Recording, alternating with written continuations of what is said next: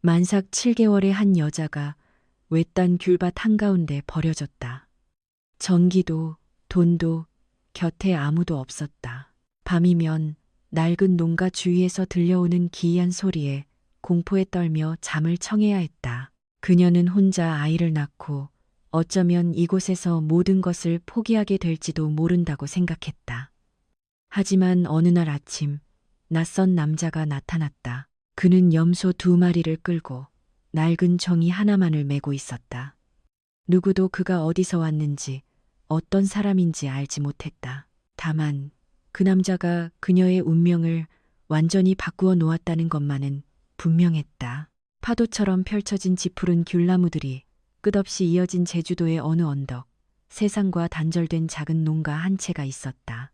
가까운 이웃도 가로등 불빛 하나도 없었다. 오직 바람과 벌레 소리, 그리고 때때로 자신이 이 세상에 존재하는지 의심하게 만드는 깊은 정적만이 전부였다.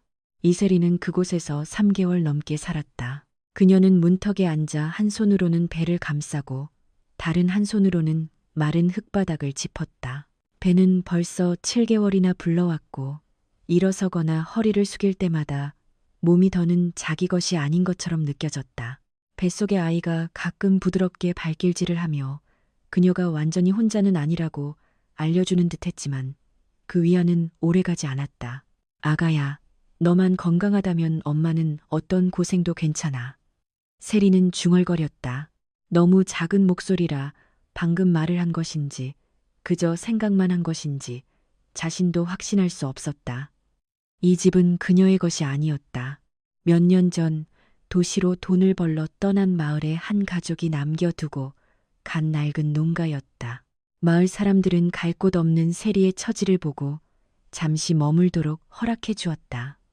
계약서도 서류도 없는 그저 말 한마디의 허락이었다. 하지만 그녀의 상황에서 그것만으로도 과분했다.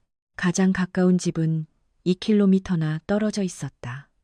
낮에는 그리 멀지 않은 거리였지만 어둠이 내리면 그 거리는 모든 안정감을 집어삼키는 보이지 않는 심연으로 변했다.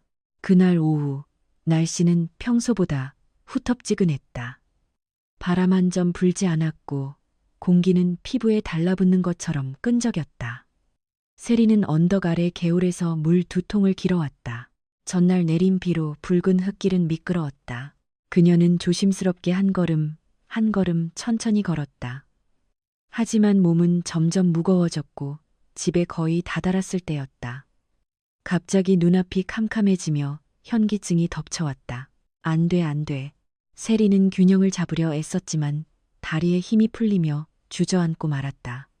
물통 하나가 땅에 떨어져 붉은 흙 위로 물이 쏟아져 스며들었다. 그녀는 무릎을 꿇고 배를 감싼 채 가쁘게 숨을 몰아쉬었다. 뱃속의 아이가 거세게 움직였다. 괜찮아, 괜찮을 거야, 아가. 그녀는 몇 초간 눈을 감고 평정을 되찾으려 애썼다. 땀이 관자놀이를 따라 흘러내려 헝클어진 머리카락을 적셨다. 문득 부드러운 바람 한 줄기가 스쳐 지나갔다. 세리는 눈을 떴다. 왠지 모르게 누군가 자신을 지켜보고 있는 듯한 느낌이 들었다. 그녀는 고개를 돌려 멀리 귤나무 밭 쪽을 바라보았다. 나무들은 조용히 서 있을 뿐이었다. 아무도 없었다. 아무 소리도 들리지 않았다. 그저 느낌일 뿐이었다. 세리는 고개를 저으며 스스로를 안심시킨 뒤 남은 물통을 들고 집으로 들어갔다. 언덕 위에는 밤이 빠르게 찾아왔다. 안정적인 전기가 없어 세리는 낡은 축전지로 켜는 작은 전구 하나에 의지했다. 희미한 노란 불빛은 집안 전체를 밝히기엔 역부족이었고 구석구석 얼룩덜룩한 어둠을 만들어냈다. 그녀는 찬밥에 나물무침 그리고 김치뿐인 단출한 저녁을 먹었다. 혼자 앉아있으니 말 거는 사람도 안부를 묻는 사람도 신경 써주는 사람도 없었다. 세리는 그런 것에 익숙해져 있었다. 아니, 적어도 익숙해졌다고 생각했다. 밖에서는 바람이 더 거세게 불기 시작했고 귤나무 잎사귀들이 사각거리는 소리와 벌레 소리가 요란하게 울려 퍼졌다. 그녀는 문을 닫고 빗장을 건 뒤 얇은 이불을 깔고 누웠다. 집안은 오직 그녀 자신의 숨소리만 들릴 정도로 고요했다. 잠시 후 세리는 잠이 들었다. 얼마나 잤는지 몰랐지만 문득 들려온 소리에 눈을 떴다. 똑똑. 세리는 숨을 죽였다. 심장이 빠르게 뛰기 시작했다. 잘못 들은 걸까? 똑똑. 이번에는 더 선명했다. 마치 누군가 문 앞 흙바닥을 밟는 듯한 소리였다. 세리는 벌떡 일어났다. 바람 소리도 작은 짐승 소리도 아니었다. 그건 발소리였다. 그녀는 숨을 죽이고 귀를 기울였다. 발소리는 문 바로 앞에서 멈췄다. 숨 막히는 정적이 흘렀다. 세리는 목이 바싹 마르는 것을 느꼈다. 누구세요? 목소리는 떨렸고 거의 소리가 되지 못했다. 대답은 없었다. 오직 바람 소리뿐. 끼익. 문이 누군가 만지는 것처럼 살짝 흔들렸다. 세리는 황급히 일어나 부엌 근처에 놓아둔 작은 과도를 떨리는 손으로 집어들었다. 심장이 아플 정도로 세차게 뛰었다. 괜찮아. 그냥 바람일 거야. 하지만 그녀는 바람이 아니라는 것을 알았다. 그녀는 문 쪽으로 천천히 발걸음을 옮겼다. 밖에서 다시 발소리가 들렸다. 이번에는 집 주위를 빙도는 소리였다. 세리는 얼어붙은 채 서 있었다. 식은땀이 등을 타고 흘러내렸다. 그녀는 과도를 꽉 쥐었다. 만약 도둑이라면, 만약 낯선 사람이라면, 만약 세리는 더 이상 생각하고 싶지 않았다. 발소리는 집 뒤편에서 멈추고는 이내 사라졌다. 너무나 긴 침묵이 이어졌다. 세리는 깊은 숨을 들이마신 뒤 갑자기 문을 확 열어젖혔다. 밖에는 아무도 없었다. 오직 바람과 어둠뿐.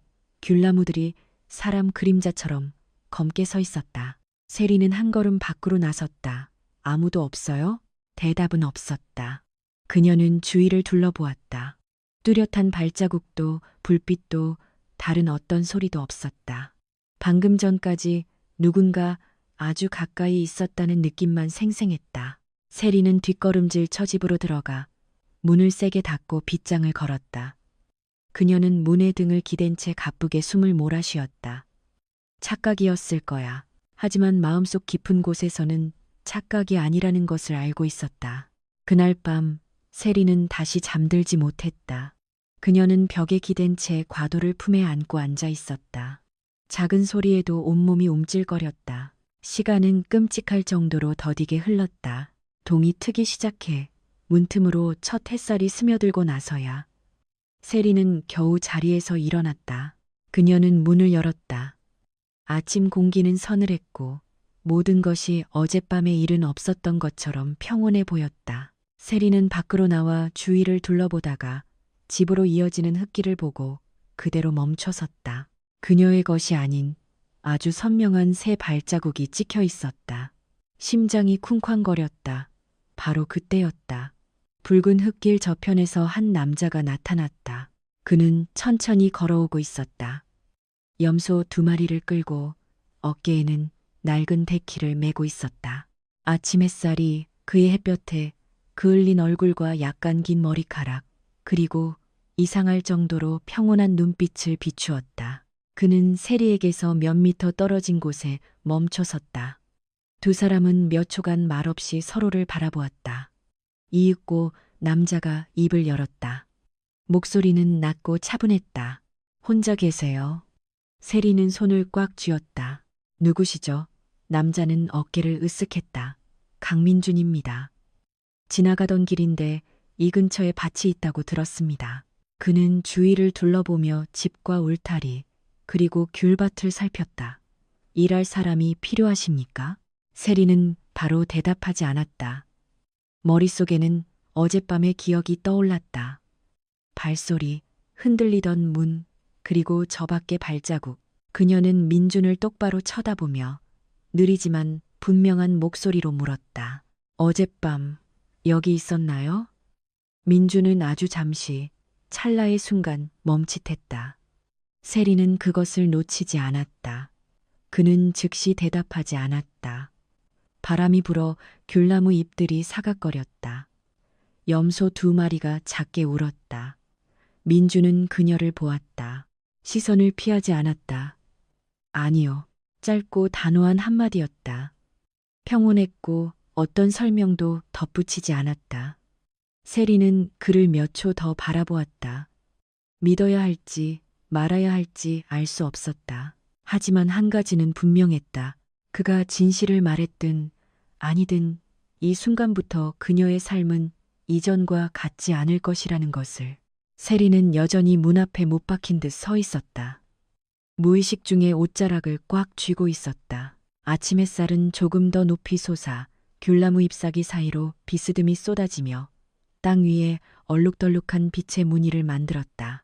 그녀 앞에 선 남자, 민주는 여전히 그 자리에 서 있었다. 염소 2마리를 묶은 밧줄을 손에 쥔 채 마치 이런 외딴 곳에 나타나는 것이 지극히 당연하다는 듯 평온한 눈빛이었다. 침묵이 몇 초 더 이어졌다. 먼저 입을 연 것은 세리였다. 지나가는 길이라고 하셨지만 여긴 길이 아닌데요. 민주는 희미하게 웃었다. 진심인지 그저 예의상의 미소인지 알 수 없는 웃음이었다. 언덕 아래에서 올라왔습니다. 어떤 분이 이 위에 버려진 밭이 있어서 일손을 구할 수도 있다고 하시더군요. 그는 서두르지 않고 차분하게 말했다. 하지만 바로 그 평온함이 세리를 더욱 갈피를 잡지 못하게 만들었다. 그녀는 그의 신발을 힐끗 보았다. 붉은 흙이 잔뜩 묻어 있었다. 마을로 이어지는 큰 길의 흙이 아니라 귤밭 사이를 가로지르는 작은 샛길의 흙 같았다. 그는 완전히 거짓말을 하고 있지는 않았지만 모든 것을 말하고 있지도 않았다. 세리는 숨을 깊게 들이마시며 목소리를 최대한 평온하게 유지하려 애썼다. 일꾼은 필요 없어요. 민주는 실망한 기색 없이 고개를 끄덕였다. 그럼 며칠만 묵게 해주십시오. 일은 제가 돕겠습니다. 돈은 받지 않겠습니다. 세리는 미간을 찌푸렸다. 묵는다고요? 네. 저기 밭 옆에 있는 창고에서 자겠습니다. 집 안으로는 들어가지 않을 겁니다. 그 말에 세리는 잠시 멈칫했다. 그가 스스로 거리를 두겠다고 제안했다. 나쁜 의도를 가진 사람 같지는 않았다. 하지만 어젯밤 밖에서 본 발자국이 다시 머릿속에 떠올랐다. 세리는 민준을 똑바로 쳐다보았다. 이 마을에 아는 분이라도 있나요? 민준은 잠시 생각하더니 대답했다. 언덕 아래택에서 잠시 일한 적이 있습니다. 김씨 아저씨라고 아마 아실 겁니다. 세리는 김씨 아저씨가 이곳에서 오래귤 농사를 지은 사람이라는 것을 알고 있었다. 만약 민준이 그 집에서 일한 적이 있다면 적어도 완전히 낯선 사람은 아니었다.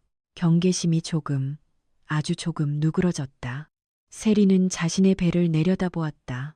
은근한 피로감이 온몸으로 퍼져나갔다. 지난 몇 달처럼 혼자 모든 일을 감당하다가는 오래 버티지 못할 것이라는 것을 알고 있었다. 하지만 낯선 사람을 머물게 하는 것은. 그녀는 다시 고개를 들었다. 얼마나 있을 건데요? 민주는 어깨를 으쓱했다. 며칠 정도. 원치 않으시면 바로 가겠습니다. 그는 머무는 것이나 떠나는 것이나 별로 중요하지 않다는 듯 말했다. 바로 그 점이 세리를 망설이게 했다. 만약 그가 정말 나쁜 의도를 가졌다면 이렇게 쉽게 물러서지는 않을 터였다. 세리는 한참 동안 침묵하다 마침내 입을 열었다. 며칠 만이에요. 민주는 더 묻지 않고 바로 고개를 끄덕였다. 그는 염소 2마리를 끌고 울타리 근처로 가 나무 그루터기에 묶었다. 세리는 그의 행동 하나하나를 지켜보았다. 신속하고 익숙한 손놀림이었다. 이런 일을 처음 해보는 사람의 솜씨가 아니었다. 민주는 매실을 내려놓고 주위를 한번 둘러보았다. 이 밭 돌본 지 꽤 됐나 보군요. 3달 됐어요. 민주는 고개를 끄덕였다. 잡초가 빨리 자랐네요. 그는 더 이상 묻지도 세리가 일을 시키기를 기다리지도 않고 조용히 타미를 들고 밭으로 향했다. 세리는 그의 뒷모습을 바라보았다. 왜인지는 몰랐지만 지금 그녀의 마음속에 드는 감정은 어젯밤의 공포가 아니라 이름 붙이기 어려운 무언가였다. 아침은 느리게 흘러갔다. 세리는 집안에 앉아 이따금 밖을 내다보았다. 민주는 거의 쉬지 않고 계속 일했다. 그는 잡초를 베고 밭을 정리하고 낡은 울타리 몇 군데를 수리했다. 땀이 등을 흠뻑 적셨지만 그는 불평 한마디 하지 않았다. 염소 2마리는 근처에 서서 가끔 작게 울다가 다시 고개를 숙여 풀을 뜯었다. 아주 평범한 풍경이었지만 세리에게는 낯설게 느껴졌다. 지난 3달 동안 그녀는 주위 모든 것이 고요하고 사람 소리도 의도적인 움직임도 없는 것에 익숙해져 있었다. 이제 다른 사람이 그곳에 있자 모든 것이 조금씩 살아나는 듯했다. 정우가 가까워졌을 때 세리는 밖으로 나갔다. 좀 쉬었다 하세요. 민주는 손을 멈추고 대시를 땅에 박았다. 이 구역만 마치고요. 하루 만에 다 할 필요는 없잖아요. 민주는 그녀를 그리고 그녀의 배를 보았다. 이제 무거운 일은 하지 마세요. 세리는 약간 놀랐다. 다른 사람이 자신을 이렇게 신경 써주는 것에 익숙하지 않았다. 당신 일이나 신경 쓰세요. 민주는 대답하지 않고 그저 가볍게 고개를 끄덕였다. 세리는 집으로 들어가 물병 하나를 가지고 나와 그가 일하는 곳 근처에 내려놓았다. 마셔요. 민주는 물병을 보고 그녀를 보았다. 고맙습니다. 그는 물을 한 모금 길게 마시고는 다시 일을 계속했다. 더 이상 아무 말도 없었다. 오후가 되자 햇살이 부드러워졌다. 세리는 문턱에 앉아 가볍게 배를 쓰다듬었다. 오늘은 아이가 평소보다 많이 움직였다. 낯선 사람이 와서 그런 거니? 그녀는 미소 지었다. 며칠 만에 처음이었다. 밖에서는 민준이 여전히 일하고 있었다. 그는 잠시 멈춰 서서 땀을 닦고는 멀리 숲 쪽을 바라보았다. 일할 때와는 다른 눈빛이었다. 더 아득하고 마치 다른 곳, 어떤 과거를 생각하는 듯했다. 세리는 그것을 보았지만 묻지 않았다. 저녁이 되자 세리는 밥을 지었다. 작은 냄비에 밥을 안치고 나물과 계란을 더했다. 그녀는 잠시 망설이다가 밥 한 그릇을 덮어서 밖으로 나갔다. 민주는 창고 문턱에 앉아 있었다. 먹어요. 그는 밥그릇을 보고 그녀를 보았다. 괜찮습니다. 먹어요. 하루 종일 일했잖아요. 민주는 몇 초간 침묵하다가 밥그릇을 받았다. 고맙습니다. 두 사람은 거리를 두고 앉아 조용히 식사했다. 오직 벌레 소리와 바람 소리뿐. 단출한 저녁 식사였지만 세리에게는 이전의 식사들과는 완전히 달랐다. 더 이상 완전한 공허함은 느껴지지 않았다. 밤이 되자 세리는 이불 위에 누워 천장을 바라보았다.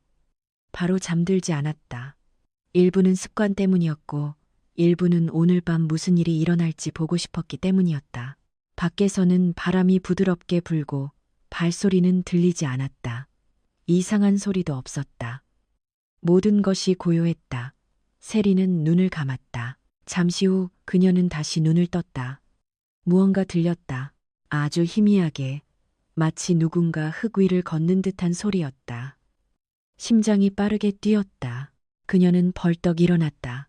이번에는 과도를 짚지 않고 그저 귀를 기울였다. 발소리는 점점 멀어져 밭 쪽으로 향했다. 세리는 일어나 문으로 다가갔다. 그녀는 문을 살짝 열었다. 희미한 달빛이 비치고 있었고 그녀는 민준을 보았다. 그는 밭 뒤편으로 천천히 걸어가고 있었다. 서두르지도 몰래 하는 것 같지도 않았다. 그냥 걸어가고 있었다. 세리는 그를 바라보았다. 이해할 수 없는 감정이 솟아올랐다. 왜 이 시간에 밖에 나가는 걸까? 그녀는 문을 열고 밖으로 나섰다. 부르지 않고 그저 따라갔다. 거리를 유지한 채 민주는 밭 한쪽 구석에서 멈춰서서 허리를 숙여 무언가를 하고 있었다. 세리는 조금 더 가까이 다가갔다. 그리고 그녀는 작은 뱀 한 마리가 근처에서 기어가는 것을 보았다. 민주는 막대기로 뱀을 멀리 쫓아냈다. 죽이지 않고 그저 쫓아낼 뿐이었다. 세리는 안도의 한숨을 내쉬었다. 마음속의 불안 일부가 사라졌다. 그녀는 어둠 속에서 걸어 나왔다. 뭐 하세요? 민주는 돌아보았다. 놀란 기색은 없었다. 뱀이 있어서요. 세리는 덤불 속으로 사라진 뱀을 보았다. 밤에 나온 게 고작 뱀을 쫓으려고요? 네. 간단한 대답이었다. 더 이상의 설명은 없었다. 세리는 한참 동안 그를 바라보다가 그의 팔뚝에 있는 길고 깊은 흉터를 발견했다.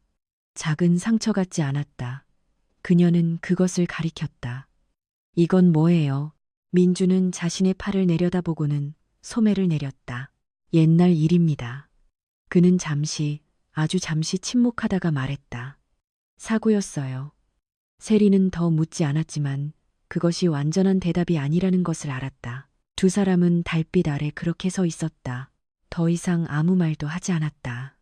귤나무들 사이로 부드러운 바람이 불어왔다. 이전처럼 무거운 침묵은 아니었다. 민주는 몸을 돌려 창고 쪽으로 걸어갔다. 떠나기 전 그가 말했다. 여긴 사람만 위험한 게 아니에요. 세리는 그 자리에 멈춰 섰다. 그 말에 등골이 서늘해졌다. 무슨 뜻이에요? 민주는 돌아보지 않았다. 오래 있다 보면 알게 될 겁니다. 그는 어둠 속으로 사라졌다. 세리는 혼자 서서 멀리 반 너머를 바라보았다. 불안인지 호기심인지 모를 모호한 감정이 솟아올랐다. 그녀는 집으로 돌아와 문을 닫았다. 하지만 이번에는 바로 빗장을 걸지 않았다.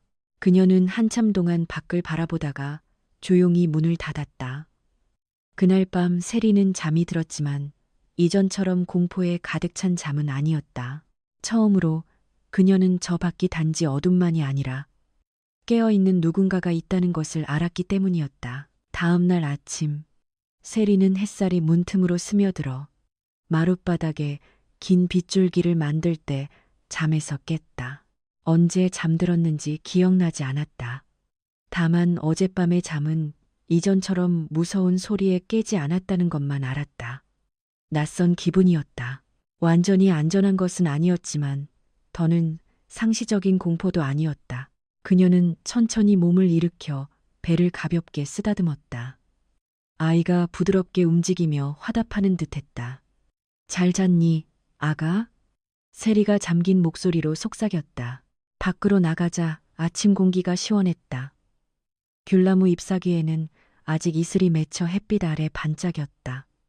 민주는 벌써 일어나 있었다. 그는 집을 등지고 밭 뒤편에서 오리를 든 채 규칙적으로 잡초를 제거하고 있었다. 근처에 묶인 염소 2마리는 주변 세상에는 아무 관심 없다는 듯 한가롭게 풀을 뜯고 있었다.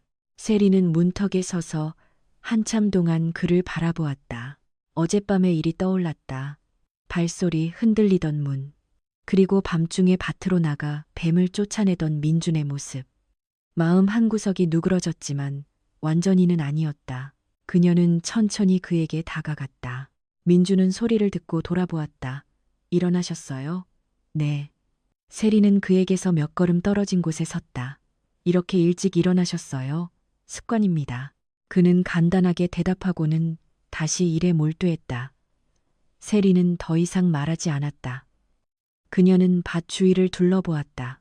어제 오후 단 하루 만에 잡초가 무성하던 곳이 꽤 넓게 정리되어 있었다. 귤나무 줄기들이 더 선명하게 드러났다. 그가 이렇게 빨리 해낼 줄은 몰랐다. 그렇게 많이 일하면 힘들지 않아요? 민주는 멈춰서서 토미를 땅에 박았다. 힘들면 쉬어야죠. 하지만 그는 쉬지 않았다. 민주는 그녀를 보았다. 눈빛에 무언가 이해하기 어려운 감정이 스쳤다. 쉬면 생각이 많아져서요.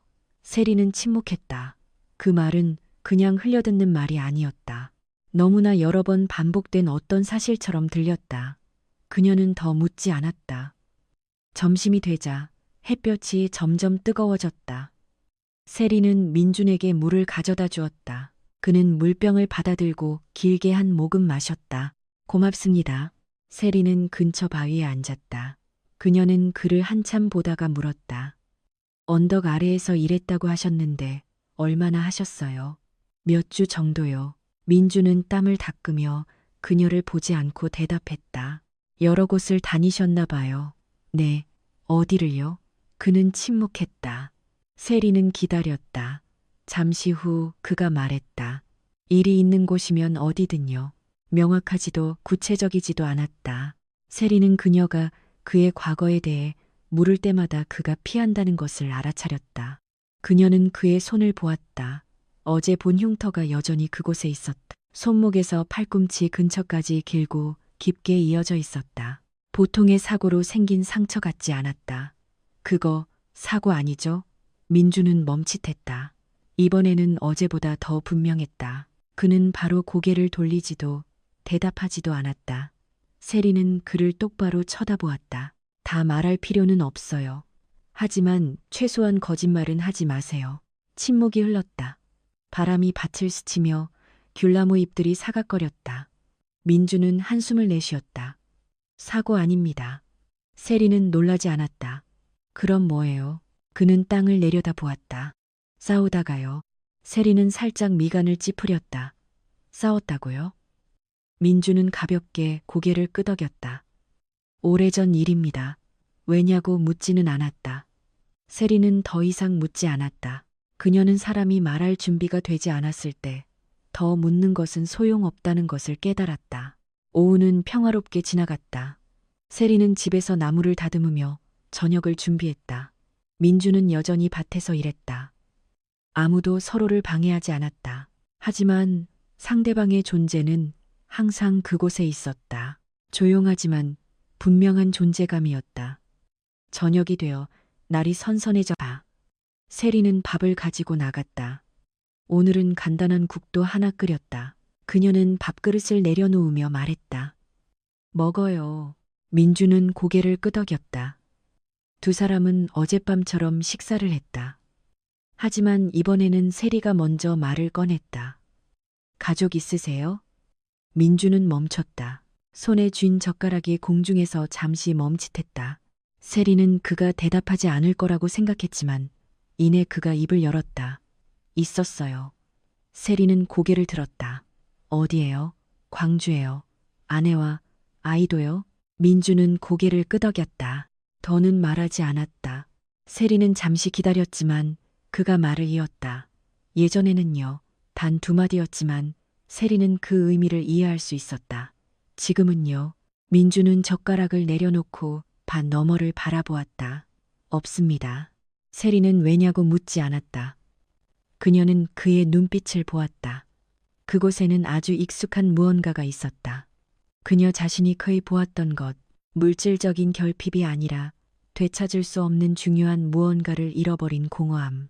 세리는 고개를 숙여 밥을 계속 먹었다. 미안해요. 민주는 고개를 저었다. 그럴 필요 없어요. 침묵이 흘렀지만 이번에는 무겁지 않았다. 단지 두 사람 모두 각자의 생각을 하고 있을 뿐이었다. 밤이 깊어지자 세리는 이불 위에 누웠다. 이전 밤들처럼 긴장되지는 않았지만 아직 잠들지 않았다. 그녀는 밖의 소리에 귀를 기울였다. 발소리도 이상한 소리도 없었다. 오직 바람과 벌레 소리뿐. 잠시 후 그녀는 무언가 소리를 들었다. 발소리가 아니라 원이가 땅을 찍는 소리였다. 세리는 눈을 뜨고 몸을 일으켰다. 그녀는 문으로 다가가 살짝 열었다. 달빛이 밭을 비추고 있었고 그녀는 민준을 보았다. 그가 일하고 있었다. 한밤중에 세리는 미간을 찌푸리며 밖으로 나갔다. 안 주무세요? 민준은 멈춰서서 고개를 돌렸다. 아직요. 이 시간에 뭐 하세요? 여기가 땅이 좀 단단해서요. 낮에는 너무 더워서. 세리는 그를 보았다. 하루 종일 일했잖아요. 익숙합니다. 또 그 대답이었다. 세리는 계단을 내려가 더 가까이 다가갔다. 안 힘드세요? 민주는 그녀를 보았다. 이번에는 그의 눈빛이 피하지 않았다. 힘들죠. 그런데 왜 안 쉬세요? 그는 잠시 침묵하다가 말했다. 쉬면 생각이 많아져서요. 세리는 그 자리에 섰다. 아침에 들었던 말이 떠올랐다. 그녀는 어느 정도 이해할 수 있었다. 뭔가로부터 도망치고 있는 거예요? 민주는 바로 대답하지 않았다. 그는 먼 곳을 바라보다가 말했다. 도망치는 건 아닙니다. 그럼 뭐예요? 그저 기억하고 싶지 않은 겁니다. 세리는 아무 말도 하지 않고 집 쪽을 돌아보았다. 희미한 노란 불빛이 여전히 켜져 있었다. 작고 초라한 곳이지만 그녀가 가진 전부였다. 그녀는 다시 민준을 보았다. 이라면 잊을 수 있다고 생각해요? 민준은 희미하게 웃었다. 아니면요. 그런데 왜 계속해요?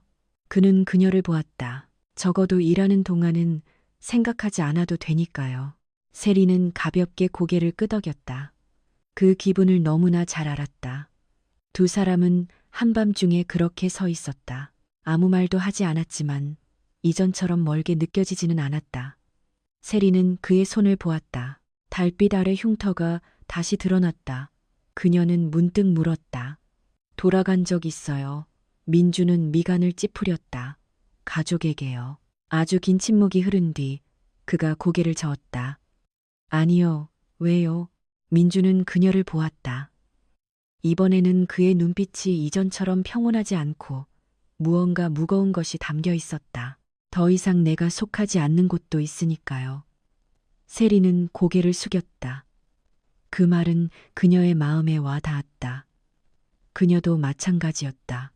돌아갈 곳이 없었다. 바람이 조금 더 세게 불며 귤나무 잎들이 사각거렸다. 민주는 메일을 내려놓았다. 들어가서 주무세요. 세리는 움직이지 않았다. 당신은요? 전 여기 좀 더 있다가요. 항상 그렇게 밖에만 있을 거예요? 민주는 대답하지 않았다. 세리는 한숨을 내쉬었다. 여긴 사람만 위험한 게 아니라고 했죠. 민주는 그녀를 보았다. 네, 또 뭐가 있는데요? 그는 어둠이 짙게 깔린 숲 쪽을 바라보았다. 때로는 자기 자신이죠. 세리는 멈칫했다. 전부 이해하지는 못했지만 그 말이 단순하지 않다는 것을 느꼈다. 민주는 채미를 들어 올렸다. 들어가세요. 세리는 가볍게 고개를 끄덕였다. 그녀는 집으로 돌아섰지만 문을 닫기 전 그를 돌아보았다. 민주는 여전히 달빛 아래 밭 한가운데 혼자 서 있었다. 하지만 처음처럼 낯설게 느껴지지는 않았다. 세리는 문을 닫았다. 하지만 이번에는 이전처럼 외롭지 않았다. 저 밖에 말도 많지 않고 설명도 많지 않지만 그곳에 있는, 그리고 아마도 그녀처럼 애쓰고 있는 한 사람이 있었기 때문이다. 그날 아침은 낯선 기운으로 시작되었다. 공기는 더 무겁고 습했다. 세리가 집 밖으로 나서자마자 그것을 느낄 수 있었다. 바람은 더 이상 며칠 전처럼 건조하지 않았고 익숙한 흙냄새를 머금고 있었다. 하늘에는 회색 구름이 낮고 두껍게 모여들기 시작했다. 그녀는 문턱에 서서 배에 손을 얹었다. 비가 오려나 봐. 뱃속의 아이가 화답하듯 부드럽게 움직였다. 밭 저편에서는 민준이 낡은 방수포 몇 장을 참고 지붕에 묻고 있었다. 그는 마치 무슨 일이 일어날지 미리 알았다는 듯 빠르고 단호하게 움직였다. 세리가 다가갔다. 오늘 비 와요? 민주는 돌아보지 않고 대답했다. 네, 확실해요. 민주는 밧줄을 단단히 묶고 나서야 그녀를 돌아보았다. 공기가 바뀌었어요. 초여름 장마는 보통 이렇습니다. 세리는 하늘을 올려다보았다. 그녀는 그만큼 잘 알지는 못했지만 몸으로 느껴지는 기운도 같은 것을 말해주고 있었다. 많이 올까요? 민주는 수평선 너머 희미한 산맥 쪽을 바라보았다. 바람 방향이 바뀌면 많이 올 겁니다. 세리는 침묵했다. 은근한 불안감이 솟아올랐다. 이 집은 원래부터 튼튼하지 않았다. 정오가 되자 하늘이 어두워지기 시작했다. 바람은 더 거세졌고 귤나무들이 세차게 흔들리며 사각거렸다. 세리가 막 저녁 준비를 마쳤을 때 지붕에서 무언가 강하게 부딪히는 소리가 들렸다. 쿵, 그녀는 깜짝 놀랐다. 지붕의 기와 한 장이 바람에 들썩이며 빗나가자 빗방울이 떨어지기 시작했다. 처음에는 몇 방울에 불과했지만 금세 굵은 빗줄기로 변했다. 세리는 집 한가운데 서서 천장을 올려다보았다. 물 한 방울이 떨어졌다. 그리고 두 번째, 세 번째 방울. 몇 분 만에 집 두 군데 구석에서 물이 줄줄 새기 시작했다. 세리는 황급히 대야를 가져와 물이 새는 곳 아래에 놓았다. 하지만 이쪽을 막기 무섭게 다른 곳에서 다시 물이 새기 시작했다. 그녀는 정신없이 왔다 갔다 했다. 안 되겠어. 밖에서는 바람이 맹렬하게 울부짖었고 비는 지붕을 때리며 쏟아졌다.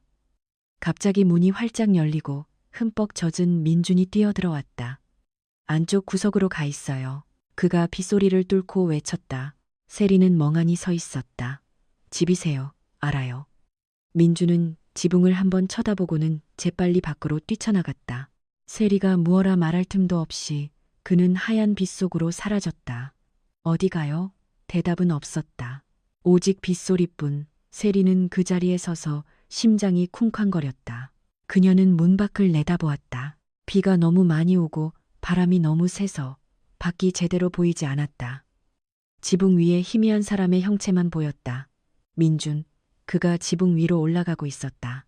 세리는 숨을 멈췄다. 뭐 하는 거예요? 위험해요. 민준은 대답하지 않았다. 그는 재빨리 움직이며 기와를 단단히 잡고 틀어진 곳들을 바로잡았다. 지붕이 흔들릴 정도로 바람이 거세게 불었다. 세리는 아래에서 심장이 졸아드는 것을 느꼈다. 내려와요. 그러다 떨어지겠어요. 민주는 멈추지 않았다. 그는 손으로 방수포를 당겨 밧줄로 고정했다. 비가 그의 몸 위로 쏟아졌지만 그는 조금도 느려지지 않았다. 세리는 자신이 얼마나 오래 그렇게 서 있었는지 몰랐다. 다만 누군가 저렇게 일하는 것을 본 적이 없다는 것만 알았다. 망설임도 불평도 없이 그저 할 뿐이었다. 마침내 민준이 뛰어내려 숨을 몰아쉬며 집으로 들어왔다. 일단은 괜찮을 겁니다. 세리는 천장을 올려다 보았다. 물은 여전히 새고 있었지만 줄줄 흐르지는 않았다. 그녀는 큰 짐을 내려놓은 듯 안도의 한숨을 내쉬었다. 민주는 그 자리에 서 있었다. 머리카락에서 물이 뚝뚝 떨어졌다. 세리는 그를 보았다. 괜찮아요? 민주는 고개를 저었다. 네. 세리는 안으로 들어가 낡은 수건 한 장을 가져와 그에게 건넸다. 닦아요. 민주는 받아들었다. 고맙습니다. 그는 대충 물기를 닦고 집안을 둘러보았다. 또 새는 곳은 없어요? 세리는 구석을 가리켰다. 저기랑 저기요. 민주는 고개를 끄덕였다. 제가 처리할게요. 그는 다시 밖으로 나가 낡은 판자 몇 개를 가져와 필요한 곳에 괴었다. 세리는 그를 바라보았다. 이곳에 산 이래 처음으로 빗속에서 혼자 발버둥 치지 않아도 되었다. 밤이 되자 비는 그칠 기미 없이 계속 내렸다. 세리는 이불 위에 누웠지만 잠들지 않았다. 그녀는 빗소리가 아니라 변화를 듣고 있었다. 더 이상 바로 옆에서 물 떨어지는 소리가 들리지 않았다. 더 이상 무력감을 느끼지 않았다. 그녀는 고개를 돌렸다. 민주는 집 구석에 등을 기댄 채 앉아 있었다. 그는 잠들지 않고 그저 밖을 바라보고 있었다. 안 주무세요. 민준이 돌아보았다. 세리 씨나 주무세요. 당신은요? 저는 괜찮습니다. 세리는 침묵했다. 왜인지는 몰랐지만 그의 존재가 이 집을 더 이상 이전처럼 무섭지 않게 만들었다. 그녀는 눈을 감았다. 그리고 이번에는 잠이 들었다. 한밤중 세리는 잠에서 깼다. 무서워서가 아니라 너무 조용해서였다. 그녀는 눈을 떴다. 비는 여전히 내리고 있었지만 집 안에는 물 한 방울 떨어지지 않았다. 그녀는 몸을 일으켜 주위를 둘러보았다. 모든 것이 뽀송뽀송했고 대야는 비어 있었다. 그녀는 내려와 바닥을 손으로 만져보았다. 말라 있었다. 완전히 말로 표현하기 어려운 감정이 솟아올랐다. 기쁨도 안도감도 아닌 그보다 더 깊은 무언가였다. 그녀는 돌아보았다. 민주는 여전히 그 자리에 앉아 있었지만 이번에는 잠들어 있었다. 고개를 살짝 숙인 채 손은 힘없이 늘어뜨린 잠깐의 선잠이었다. 세리는 그를 바라보았다. 노란 불빛이 그의 얼굴을 비추었다. 낮에 강인한 모습은 없고 지친 기색만이 역력했다. 아주 진실되게 세리는 가까이 다가가 얇은 담요를 조심스럽게 그의 어깨에 덮어주었다. 민준이 살짝 움직이며 눈을 떴다. 두 사람은 말없이 서로를 바라보았다. 짧은 순간이었지만 세리는 그가 나쁜 사람이 아니라는 것을, 적어도 그녀가 두려워했던 그런 사람이 아니라는 것을 이해하기에 충분했다. 그녀는 돌아섰다. 주무세요. 민주는 대답하지 않고 그저 가볍게 고개를 끄덕였다. 세리는 제자리로 돌아와 이불을 덮고 눈을 감았다. 눈가에서 눈물 한 방울이 흘러내렸다. 슬퍼서가 아니었다. 아주 오랜만에 자신이 완전히 혼자가 아니라고 느꼈기 때문이었다. 다음 날 아침, 비는 그쳐 있었다. 공기는 더 맑았고 젖은 흙냄새가 공간 가득 퍼져나갔다. 세리는 밖으로 나섰다. 그녀는 주위를 둘러보았다. 귤밭은 완전히 다른 모습이었다. 흙은 더 부드러웠고 나무는 더 푸르렀다. 민준이 며칠 전 정리해둔 밭이랑이 이제 선명하게 드러났다. 민준은 배수로를 다시 확인하고 있었다. 그는 허리를 숙여 손으로 물기를 바로잡았다. 세리가 가까이 다가갔다. 이거 언제 다 하셨어요? 민준은 고개를 들지 않고 대답했다. 밤에요. 세리는 멈칫했다. 어젯밤에 안 주무셨어요? 민준은 몸을 일으켰다. 조금 잤습니다. 세리는 그를 보았다. 무슨 말을 해야 할지 몰랐다. 다만 이 집과 이 공간, 그리고 그녀 자신 안에서 무언가 변하고 있다는 것을 느꼈다. 민준이 밭 쪽을 바라보았다. 이 땅, 다시 농사 지을 수 있겠어요. 세리는 그의 시선을 따라갔다. 정말요? 네, 그가 손가락으로 가리켰다. 저기 밭이랑 다시 만들고 물만 잘 관리하면 충분합니다. 세리는 가볍게 고개를 끄덕였다. 머릿속에 하나의 생각이 스쳐 지나갔다.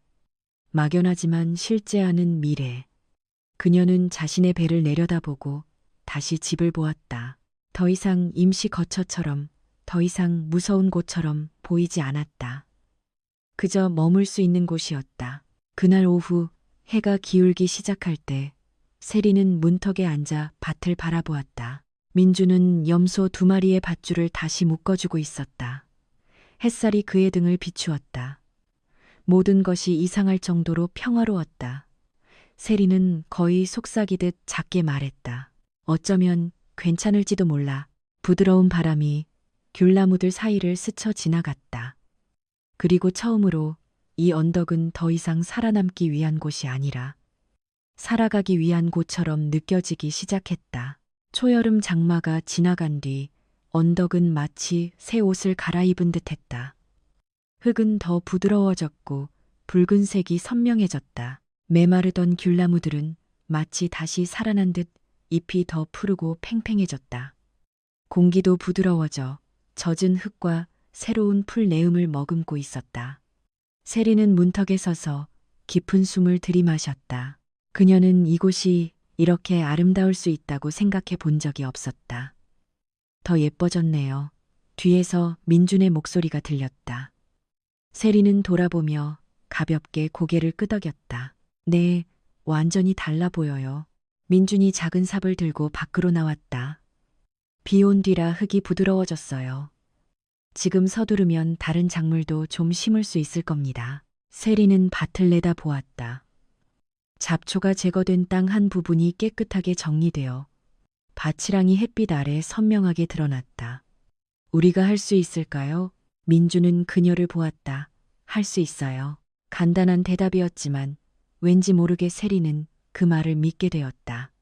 그 후 며칠 동안 그들의 생활 리듬은 점차 안정되었다. 아침이면 민주는 밭일을 하고 세리는 집에서 나무를 다듬거나 밥을 지었다. 때로는 가벼운 일을 돕기도 했다. 점심은 함께 먹었다. 말은 많지 않았지만 더 이상 어색하지 않았다. 오후가 되면 민주는 계속 일했고 세리는 문턱에 앉아 배를 쓰다듬으며 그를 바라보았다.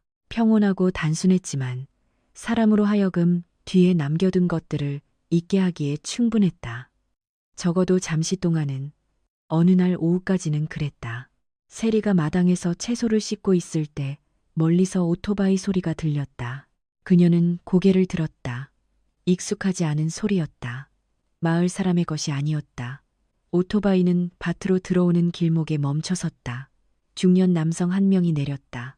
셔츠에 정장 바지, 구두 차림이었다. 바디라는 사람 같지는 않았다. 세리는 일어섰다. 민준도 일을 멈추고 그쪽을 바라보았다. 남자는 가까이 다가왔다. 재로 울어. 그의 시선은 세리를 스쳐 지나가 집과 귤밭 주위를 훑었다. 여기 계셨군요. 그의 목소리는 약간 쉬었지만 분명했다. 세리는 고개를 끄덕였다. 네. 얼마나 되셨죠? 3달 가까이요. 남자는 고개를 끄덕였다. 이 집 박씨 어르신 댁인 거 아시죠? 세리는 멈칫했다. 네, 알아요. 마을 분들이 잠시 머물라고 하셔서. 남자는 희미하게 웃었다. 잠시치고는 꽤 오래 계셨네요. 세리는 어떻게 대답해야 할지 몰랐다. 민준이 가까이 다가와 무의식적으로 그녀를 막아서듯 살짝 비스듬히 섰다. 누구 찾으십니까? 남자는 민준을 훑어보았다. 탐색하는 눈빛이었다. 당신은 누구요? 일꾼입니다. 남자는 고개를 끄덕였다. 나는 박씨 어르신과 아는 사이요. 세리는 심장이 더 빨리 뛰는 것을 느꼈다. 네, 무슨 일이신가요? 남자는 그녀를 똑바로 쳐다보았다. 박씨 어르신 가족이 곧 돌아올 예정이랍니다. 듣자 하니 이 땅을 팔 생각이라고 하더군요. 세리는 얼어붙었다. 판다고요? 네, 더 이상 여기 살지 않는데 그냥 놔두기 아깝다더군요. 침묵이 흘렀다. 세리는 마음속 무언가가 쿵 하고 떨어지는 것을 느꼈다. 그럼 저는? 남자는 어깨를 으쓱했다. 그건 내가 잘 모르겠소. 하지만 땅을 팔려면 집은 비워야 하지 않겠소? 세리는 아무 말도 할 수 없었다. 주위 모든 것이 느려지는 듯했다. 집, 귤밭, 지난 며칠 모든 것이 사라질 수도 있었다. 남자는 돌아섰다. 미리 마음의 준비를 해두는 게 좋을 거요. 그는 오토바이에 올라 떠났다. 무거운 침묵만이 남았다. 세리는 그 자리에 못 박힌 듯 서 있었다. 민주는 오토바이를 따라보다가 그녀를 돌아보았다. 괜찮아요. 세리는 대답하지 않았다. 그녀는 천천히 집으로 들어가 주저앉았다. 두 손을 배 위에 얹었다. 익숙한 감정이 다시 돌아왔다. 어둠에 대한 공포가 아니라 자신이 가진 유일한 것을 잃을지도 모른다는 공포. 민주는 문 앞에 서서 들어오지 않고 그저 바라보았다. 잠시 후 그가 말했다. 당장 돌아오지는 않을 겁니다. 세리는 고개를 들었다. 하지만 언젠가는 돌아오겠죠. 민주는 침묵했다. 세리는 희미하게 웃었다. 그때가 되면 나는 어디로 가야 하죠? 아무도 대답하지 않았다. 그 질문에는 답이 없었다. 그날 저녁 식사는 평소보다 더 조용했다. 세리는 거의 먹지 않았고 민준도 아무 말이 없었다. 공기가 무겁게 가라앉았다. 잠시 후 세리가 입을 열었다. 이 땅 농사 지을 수 있다고 했죠. 민주는 고개를 끄덕였다. 네. 하지만 땅이 없어지면 농사는 지어서 뭐해요? 민주는 젓가락을 내려놓았다. 그는 그녀를 보았다. 포기할 생각이에요. 세리는 그를 보았다. 포기하지 않으면 뭘 할 수 있는데요? 그녀의 목소리는 크지 않았지만 무언가 무너지는 소리가 났다. 당신은 모를 거예요. 민주는 반박하지 않고 그저 물었다. 뭘 원해요? 세리는 멈칫했다. 간단한 질문이었지만 한 번도 생각해 본 적이 없었다. 원하는 거요? 그녀는 되물었다. 민주는 고개를 끄덕였다. 세리는 한참 동안 자신의 배를 내려다보았다. 이 아이가 살 곳이 있었으면 좋겠어요. 민주는 아무 말도 하지 않았지만 그의 눈빛이 변했다. 그날 밤 세리는 잠들지 못했다. 그녀는 천장에 물이 더 이상 새지 않는 것을 보면서도 불안감이 다시 돌아오는 것을 느꼈다. 처음 이곳에 왔을 때 혼자 있던 날들, 그리고 민준, 비, 모든 것이 떠올랐다. 설마 다시 시작해야 하는 걸까? 어떡하지? 목소리는 거의 들리지 않을 정도로 작았다. 그녀는 고개를 돌렸다. 민주는 이전 밤들처럼 집구석에 잠들지 않고 앉아 있었다. 세리는 몸을 일으켰다. 안 주무세요? 민준이 돌아보았다. 세리 씨나 주무세요. 세리는 고개를 저었다. 잠이 안 와요. 침묵이 흐른 뒤 그녀가 물었다. 살던 곳을 잃어본 적 있어요? 민주는 그녀를 보았다. 바로 대답하지 않다가 고개를 끄덕였다. 네. 기분이 어땠어요? 민주는 대답하지 않았다. 그는 한참 동안 밖을 바라보다가 말했다. 처음에는 믿기지 않았고 기다렸어요. 그 후에는 어디로 가야 할지 몰랐죠. 그의 목소리는 감정이 없었지만 듣는 사람의 마음을 무겁게 했다. 세리는 가볍게 손을 쥐었다. 그 다음은요? 민주는 희미하게 웃었다. 그냥 걸었어요. 어디든. 세리는 그를 보았다. 동정심이 아니라 이해심이라는 감정이 퍼져나갔다. 그녀는 문득 물었다. 돌아간 적 있어요? 민주는 고개를 저었다. 아니요. 왜요? 그가 그녀를 보았다. 어떤 곳은 더 이상 내 것이 아니니까요. 세리는 고개를 숙였다. 너무나 잘 알았다. 잠시 후 세리가 말했다. 가족이 있었다고 했죠. 민주는 침묵했다. 아이는 몇 살이었어요? 10살쯤. 만나지 않으세요? 민주는 대답하지 않았다. 세리는 그를 보았다. 만나고 싶지 않은 거예요. 아니면 만날 용기가 없는 거예요. 직설적인 질문이었다. 민주는 멈칫했다. 그는 그녀를 보았다. 처음으로 그의 눈빛이 평온하지 않고 무언가 흔들리고 있었다. 언제나 원한다고 해서 되는 건 아니니까요. 세리는 아무 말도 하지 않고 자신의 배를 내려다보았다. 하지만 나는 선택의 여지가 없어요. 침묵이 흘렀다. 부드러운 바람이 불어왔다. 민주는 일어나 밖으로 나갔다. 세리는 부르지 않고 그의 뒷모습을 바라보았다. 민주는 밭에 서서 먼 곳을 바라보았다. 달 없는 어두운 밤, 오직 귤나무들의 검은 실루엣뿐이었다. 그는 한참 동안 서 있다가 허리를 숙여 흙 한 줌을 쥐었다. 흙은 부드럽고 축축했다. 농사를 지을 수는 있었지만 지킬 수 있을지는 미지수였다. 그는 긴 한숨을 내쉬었다. 집 안에서 세리는 누웠다. 눈을 감았지만 잠들지 않았다. 만약 떠나야 한다면 어디로 가야 할까? 누가 나를 도와줄까? 누가 이 아이를 도와줄까? 답은 없었다. 오직 거대한 공백만이 있었다. 다음 날 아침, 세리는 평소보다 일찍 일어났다. 그녀가 밖으로 나갔을 때 민주는 이미 일어나 있었다. 아무 일 없었다는 듯 작은 도랑을 하나 더 파고 있었다. 세리는 그를 바라보았다. 계속할 거군요. 민주는 고개를 들지 않았다. 네, 지키지 못할 수도 있다는 거 알면서도요. 민주는 일을 멈추고 고개를 들어 그녀를 보았다. 알죠. 그런데 왜 계속해요? 그는 그녀를 잠시 바라보다가 말했다. 아직 잃지 않았으니까요. 세리는 멈칫했다. 아직 잃지 않은 건 여전히 내 것이니까. 그의 목소리는 크지 않았지만 단호했다. 세리는 그를 보았다. 낯선 감정이었다. 거창한 희망은 아니었지만 붙잡을 수 있을 만큼 작지만 확실한 무언가. 그녀는 계단을 내려가 가까이 다가갔다. 그럼 저도 같이 할래요. 민주는 그녀를 보았다. 무리하면 안 돼요. 알아요. 세리가 말을 잘랐다. 하지만 가만히 앉아있고 싶지는 않아요. 침묵이 흐른 뒤 민준이 고개를 끄덕였다. 그럼 가벼운 일만 해요. 세리는 미소 지었다. 그 소식을 들은 후 처음으로 짓는 진심 어린 미소였다. 그리고 언제 이를지 모르는 그 땅 위에서 두 사람은 다시 시작했다. 확신이 있어서가 아니라 아직 모든 것을 잃지 않았기 때문에. 그 후 며칠 동안 세리와 민주는 아무 일 없었다는 듯 계속 일했다. 하지만 두 사람 모두 모든 것이 달라졌다는 것을 알고 있었다.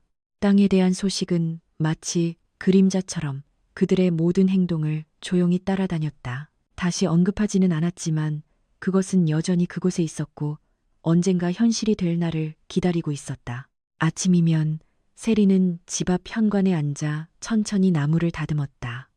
배는 이전보다 더 불러왔고 허리를 숙일 때마다 더 힘들어졌다. 민주는 밭에서 땅의 습기를 유지하는데 도움이 될 것이라던 도랑을 계속 파고 있었다.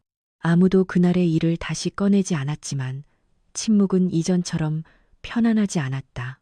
정오 무렵 세리가 부엌에서 불을 지필 때 오토바이 소리가 들렸다. 한 대가 아니라 두 대였다. 소리는 선명하게 밭으로 이어지는 흙길을 따라 점점 가까워졌다. 세리는 멈칫했다. 익숙한 불안감이 밀려왔다. 그녀가 문 밖으로 나갔을 때 민준도 이미 손을 멈추고 길 쪽을 돌아보고 있었다. 오토바이 두 대가 밭 입구에 멈춰섰다. 먼저 내린 사람은 세리의 심장을 잊게 만들었다. 박태우, 그는 여전했다. 밝은색 셔츠에 청바지, 깔끔하게 빗어 넘긴 머리, 힘든 일을 해본 사람 같지도 이곳에 속한 사람 같지도 않았다. 그와 함께 온 사람은 나이가 더 들어 보이는 남자로 친척인 듯했다. 태우는 세리를 똑바로 쳐다보았다. 인사도 미소도 없이 그저 바라볼 뿐이었다. 세리는 그 자리에 굳어 무의식적으로 두 손을 꽉 쥐었다. 민준이 한 걸음 앞으로 나와 그녀의 앞을 살짝 가로막듯 섰다. 누구시죠? 태우는 민준을 힐끗 쳐다보았다. 눈빛에 불쾌감이 스쳤다. 당신과는 상관없는 일이야. 민준은 더 이상 말하지 않고 그저 물러서지 않고 서 있었다. 태우는 다시 세리를 보았다. 오랜만이네. 그의 목소리는 아무 일 없었다는 듯 평온했다. 세리는 대답하지 않았다. 그녀는 그저 그를 바라보았다. 마음속에 복잡한 감정이 뒤섞였다. 이전처럼 아프지는 않았지만 아무렇지 않은 것도 아니었다. 여긴 어쩐 일이야? 그녀의 목소리는 낮았지만 분명했다. 태우는 어깨를 으쓱했다. 보러 왔지. 뭘 보러? 네가 어떻게 사는지. 세리는 희미하게 비웃었다. 당신이 볼 필요 없어. 태우와 함께 온 남자가 입을 열었다. 어른한테 말버릇이 그게 뭐냐. 세리는 그 남자를 보았지만 대답하지 않았다. 태우가 손을 들어 그를 제지하고는 다시 세리를 보았다. 넌 여전하네. 하지만 넌 변한 게 없네. 태우는 살짝 미간을 찌푸렸다. 무슨 뜻이야? 세리는 그를 똑바로 쳐다보았다. 원할 때 나타나고 질리면 떠나는 거. 분위기가 팽팽해졌다. 민주는 옆에 서서 아무 말도 하지 않았지만 그의 시선은 태우에게서 떨어지지 않았다. 잠시 침묵이 흐른 뒤 태우가 말했다. 싸우러 온 거 아니야. 세리는 대답하지 않았다. 아이 때문에 왔어. 세리는 멈칫했다. 그녀의 손이 무의식적으로 배 위로 올라갔다. 민주는 그녀를 한 번 보고 다시 태우를 보았다. 그 아이, 내 아이야. 태우는 천천히, 분명하게 돌려 말하지 않고 말했다. 세리는 손을 꽉 쥐었다. 이제 와서 기억났나 보네. 이제 와서가 아니야. 그럼 언제였는데? 태우는 바로 대답하지 않았다. 함께 온 남자가 끼어들었다. 우리 집안에서도 다 알게 됐어. 아이를 드리기로 했다. 세리는 짧게 비웃었다. 드린다고? 그래. 어쨌든 우리 집안 핏줄이니까. 세리는 그들을 보았다. 몸속에서 차가운 기운이 퍼져나갔다. 내가 필요할 땐 아무도 없더니 이제 와서 드리겠다고? 태우는 약간 참을성을 잃은 듯했다. 지난 일이야. 이제 와서 다시 꺼내서 뭐해? 세리는 그를 보았다. 그래. 너한테는 모든 게 지난 일이겠지. 하지만 나한테는 단 한 번도 지난 일이 된 적이 없어. 침묵이 흘렀다. 아무도 말하지 않았다. 바람이 밭을 스치며 귤나무 잎들이 가볍게 흔들렸다. 태우는 한숨을 내쉬었다. 잘 들어. 그가 한 걸음 다가왔다. 우리 집안에서는 아이를 원해. 세리가 한 걸음 뒤로 물러섰다. 민준이 즉시 앞으로 나서 두 사람 사이를 가로막았다. 거기까지. 민준의 목소리는 크지 않았지만 단호했다. 태우는 그를 보았다. 눈빛이 날카로워졌다. 네가 뭔데 끼어들어. 민준은 그 질문에 대답하지 않고 그저 말했다. 거기서. 태우는 비웃었다. 네가 뭐라도 되는 줄 알아? 민준의 표정에는 변화가 없었다. 나는 아무것도 아니지만 저 사람이 당신이 다가오는 걸 원치 않아. 태우는 세리를 보았다. 저런 사람의 보호가 필요한 거야. 세리는 대답하지 않고 그저 태우를 보았다. 내 집안에서 아이를 원한다고 했지. 그래, 그럼 너는? 태우는 잠시, 아주 잠시 침묵하다가 말했다. 나도 책임이 있지. 세리는 고개를 끄덕였다. 책임. 그녀는 그 단어의 맛을 음미하듯 되뇌었다. 내 책임은 언제부터 시작된 건데? 태우는 아무 말도 하지 않았다. 세리는 그를 똑바로 쳐다보았다. 내가 혼자였을 때, 내가 혼자 모든 걸 감당해야 했을 때, 아니면 이제 아이가 태어날 때가 되니까. 그녀의 목소리는 크지 않았지만 한마디 한마디가 묵직하게 내려앉았다. 태우는 미간을 찌푸렸다. 그렇게 말하는 의도가 뭐야? 세리는 한숨을 내쉬었다. 대답할 필요 없어. 이미 아니까. 함께 온 남자가 나섰다. 말 조심해라. 세리는 그를 돌아보았다. 저는 지금 아주 조심스럽게 말하고 있습니다. 이 아이는 제 아이예요. 다른 누구의 것도 아니고요. 남자는 고개를 저었다. 그렇게 간단한 문제가 아니야. 세리는 그를 보았다. 간단한지 아닌지는 아저씨가 결정할 일이 아니에요. 분위기는 팽팽한 활시위 같았다. 태우가 깊은 한숨을 내쉬고 말했다. 싸우러 온 거 아니라고 했잖아. 그럼 뭐 하러 왔는데? 미리 말해주러. 세리는 그를 보았다. 아이가 태어나면 다시 올 거야. 우리 집안에서 아이를 데려가기로 했어. 세리는 심장이 졸아드는 것을 느꼈다. 옆에 서 있던 민준이 손을 꽉 쥐는 것이 느껴졌다. 만약 내가 동의하지 않으면? 세리가 물었다. 태우는 그녀를 보았다. 눈빛이 차가웠다. 그땐 다른 방법을 쓸 수밖에. 크지 않은 말이었지만 분위기를 짓누르기에 충분했다. 세리는 그것이 명확하지는 않지만 충분한 위협이라는 것을 이해했다. 긴 침묵이 흘렀다. 아무도 말하지 않았다. 그때 민준이 입을 열었다. 아버지가 되려는 겁니까? 아니면 그냥 이름만 필요한 겁니까? 태우가 돌아섰다. 넌 입 다물어. 민준은 물러서지 않았다. 당신에게 권리가 있을지는 몰라도 자격이 있다는 뜻은 아닙니다. 태우가 다가섰다. 두 사람은 아주 가까이 팽팽하게 마주섰다. 함께 온 남자가 황급히 끼어들었다. 그만들 일 크게 만들 필요 없어. 태우는 민준을 노려보다가 다시 세리를 보았다. 생각해봐. 다시 올 테니.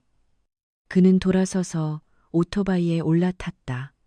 엔진 소리와 함께 붉은 흙먼지만을 남기고 사라졌다. 세리는 그 자리에 못 박힌 듯 서 있었다. 모든 것이 방금 뒤집힌 것 같았다. 민준이 돌아보며 그녀를 보았다. 괜찮아요? 세리는 대답하지 않았다. 그녀는 오토바이가 사라진 길을 그저 바라보았다. 숨쉬기 힘든 기분이었다. 그 사람, 다시 올 거예요. 그녀의 목소리는 작았다. 민주는 고개를 끄덕였다. 네, 아이를 데려가겠다고 했어요. 민주는 침묵했다. 세리는 그를 돌아보았다. 그 사람이 그렇게 할 수 있을까요? 민주는 바로 대답하지 않았다. 그는 그녀를 보다가 말했다. 시도는 하겠죠. 세리는 손을 꽉 쥐었다. 그럼 나는요? 그 질문은 민준에게만 한 것이 아니라 자기 자신에게 한 것이었다. 민준은 한참 동안 그녀를 바라보다가 말했다. 혼자가 아니잖아요. 세리는 멈칫했다. 그녀는 그를 보았다. 무언가 솟아올랐다. 완전한 안도감은 아니었지만 작지만 확실한 버팀목. 그녀는 배에 손을 얹었다. 아이가 부드럽게 움직였다. 세리는 눈을 감고 깊은 숨을 들이마신 뒤 다시 떴다. 이번에는 도망치지 않을 거예요. 민주는 고개를 끄덕였다. 아무 말도 더하지 않았다. 하지만 그의 눈빛은 더 이상 이전처럼 멀게 느껴지지 않았다. 머무르는 눈빛이었다. 태우가 떠난 후 언덕 위 공간은 무겁게 가라앉았다. 오토바이 소리도 팽팽한 대화도 사라졌지만 그가 남기고 간 것은 여전히 그곳에 세리와 민준 사이에 지울 수 없는 그림자처럼 떠 있었다. 그날 오후 세리는 별다른 일을 하지 않았다. 그녀는 문턱에 앉아 배에 손을 얹고 귤밭을 바라보았다. 부드러운 바람이 불어 잎사귀들이 살며시 흔들렸다. 모든 것이 평소와 같았지만 그녀의 마음은 그렇지 않았다. 그는 다시 올 거야. 그 말이 머릿속에서 계속 맴돌았다. 언제가 될지는 몰랐지만 확실했다. 그녀는 가볍게 손을 쥐었다. 뱃속의 아이가 엄마의 불안을 느낀 듯 움직였다. 괜찮아, 괜찮을 거야. 그녀는 중얼거렸지만 자신도 확신할 수 없었다. 민주는 평소처럼 밭에서 일했다. 그는 태호에 대해 더 묻지도 아침의 일을 다시 꺼내지도 않았다. 하지만 세리는 그가 생각하고 있다는 것을 알았다. 단지 말하지 않을 뿐. 해가 언덕 너머로 점차 기울며 옅은 노란빛이 밭 전체를 덮었다. 민주는 손을 멈추고 턱니를 땅에 박았다. 그는 집 쪽을 보았다. 세리는 여전히 그곳에 움직이지도 않고 아무것도 하지 않은 채 앉아 있었다. 그가 가까이 다가갔다. 뭐 좀 먹었어요? 세리는 고개를 저었다. 배 안 고파요. 민주는 침묵하다가 말했다. 그래도 먹어야죠. 세리는 반응이 없었다. 민주는 몇 초간 서 있다가 집으로 들어갔다. 잠시 후 그는 밥 한 그릇을 가지고 나와 그녀 옆에 내려놓았다. 조금이라도 먹어요. 세리는 밥그릇을 말없이 바라보다가 몇 초 후 숟가락을 들고 천천히 한 술씩 떴다. 민주는 앉지 않고 여전히 거리를 유지한 채 몇 걸음 떨어진 곳에 서 있었다. 하늘이 어두워지자 바람이 더 강해졌다. 세리는 식사를 마치고 그릇을 내려놓았다. 당신은 안 먹어요? 먹었어요. 세리는 고개를 끄덕였다. 침묵이 흐른 뒤 그녀가 물었다. 여기 얼마나 더 있을 거예요? 민주는 그녀를 보았다. 내가 얼마나 더 있었으면 좋겠어요. 세리는 멈칫했다. 그 질문은 쉽게 대답할 수 없었다. 그녀는 고개를 돌렸다. 원하고 말고의 문제가 아니에요. 그럼 뭔데요? 세리는 손을 꽉 쥐었다. 당신도 봤잖아요. 이곳 지킬 수 있을지 확실하지 않아요. 민주는 아무 말도 하지 않았다. 세리가 말을 이었다. 당신이 남을 이유도 없고 나도 계속 머물 수 있을지 모르겠어요. 민주는 여전히 침묵했다. 세리는 그를 돌아보았다. 가세요. 가세요. 분명했지만 단호하지 않은 말이었다. 민주는 그녀를 보았다. 내가 가길 원해요. 세리는 바로 대답하지 않았다. 그녀는 자신의 배를 내려다보고는 말했다. 아니요. 하지만 세리는 숨을 들이마셨다. 하지만 당신이 남았다가 결국 또 떠나게 되는 걸 원치 않아요. 민주는 가만히 서 있었다. 그 말은 그의 마음속 깊은 곳 무언가를 건드린 듯했다. 그는 그녀를 보았다. 눈빛은 더 이상 이전처럼 평온하지 않았다. 내가 이곳 때문에 남았다고 생각해요. 세리는 대답하지 않았다. 아니면 일 때문에? 세리는 여전히 침묵했다. 민주는 희미하게 슬픈 미소를 지었다. 나는 여러 곳을 다녔어요. 어딜 가나 마찬가지였죠. 잠시 머물다 떠나고. 세리는 고개를 들었다. 그럼 이번에도 마찬가지겠네요. 민주는 고개를 저었다. 달라요. 뭐가 다른데요? 민주는 답을 찾듯 한참 동안 그녀를 바라보다가 말했다. 사람이 있잖아요. 세리는 멈칫했다. 공기가 느려지는 듯했다. 그녀는 그를 보았다. 아무 말도 하지 않았지만 눈빛이 변했다. 강한 바람이 불어와 귤나무 잎들이 사각거렸다. 세리는 고개를 돌렸다. 그런 말 하지 마세요. 왜요? 필요 없으니까요. 그녀의 목소리는 낮았지만 분명했다. 민준이 조금 더 가까이 다가왔다. 뭐가 필요 없다는 거죠? 세리가 일어섰다. 남아있는 거요. 나 때문에 남을 필요 없어요. 민주는 그녀를 보았다. 확실해요? 세리는 손을 꽉 쥐었다. 당신한테 빚진 거 없고 나도 누구한테 빚지고 싶지 않아요. 민주는 침묵했다. 세리가 말을 이었다. 이미 충분히 도와줬어요. 그걸로 됐어요. 모든 게 더 복잡해지기 전에 떠나세요. 침묵이 흘렀다. 민주는 눈도 깜빡이지 않고 그녀를 보았다. 누구에게 복잡해진다는 거죠? 세리는 대답하지 않았다. 그녀는 등을 돌렸다. 나에게요. 민주는 그 자리에 서 있었다. 다가오지도 않고 그저 세리가 집으로 들어가 문을 닫는 것을 바라볼 뿐이었다. 문은 세게 닫히지 않았지만 단호했다.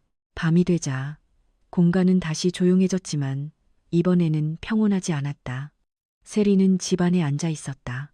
눕지도 잠들지도 않고 무릎을 끌어안은 채 문을 바라보았다.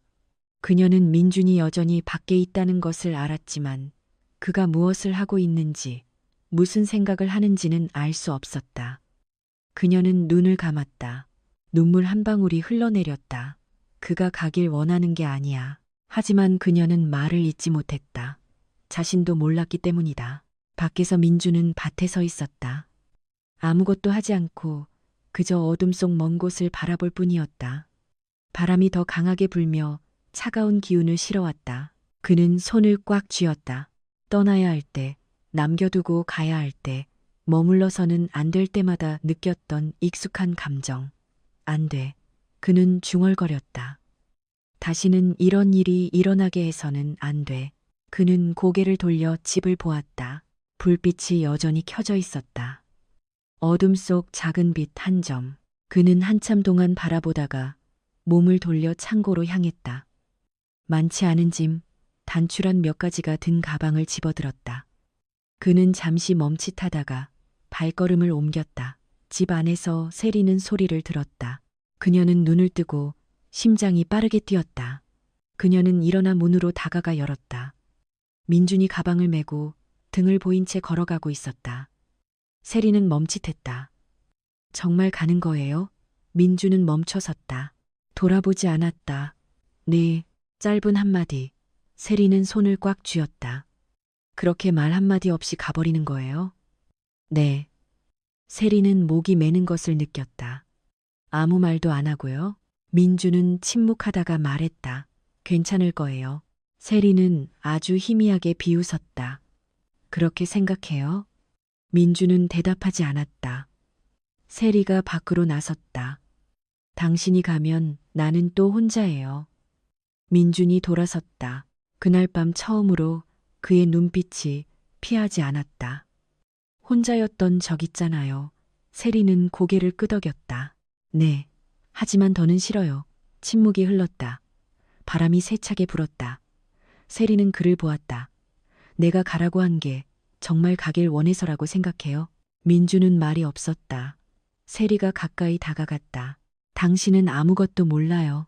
그녀의 목소리가 떨렸다. 내가 당신을 필요로 하지 않는 게 아니라 두려운 거라고요. 민주는 멈칫했다. 알겠어요. 세리는 그를 똑바로 쳐다보았다. 당신이 남았다가 언젠가 당신도 떠나겠죠. 다른 사람들처럼, 그 사람처럼 눈물 한 방울이 떨어졌다. 그리고 나는 또 혼자가 되겠죠. 이번에는 감당할 수 없을 거예요. 공간은 바람 소리만이 가득했다. 민주는 그녀를 보았다. 그의 안에서 무언가 무너졌다. 내가 두렵지 않다고 생각해요? 세리는 멈칫했다. 민준이 다가섰다. 내가 그 기분을 모를 것 같아요. 그의 목소리는 낮았지만 더 이상 평온하지 않았다. 나는 이미 잃었어요. 아내도, 아이도, 집도. 더 이상 잃을 것도 없다고요. 그는 잠시 멈춰 그녀를 보았다. 하지만 내가 남으면, 내가 나 자신을 머물게 하면. 그는 말을 잇지 못했다.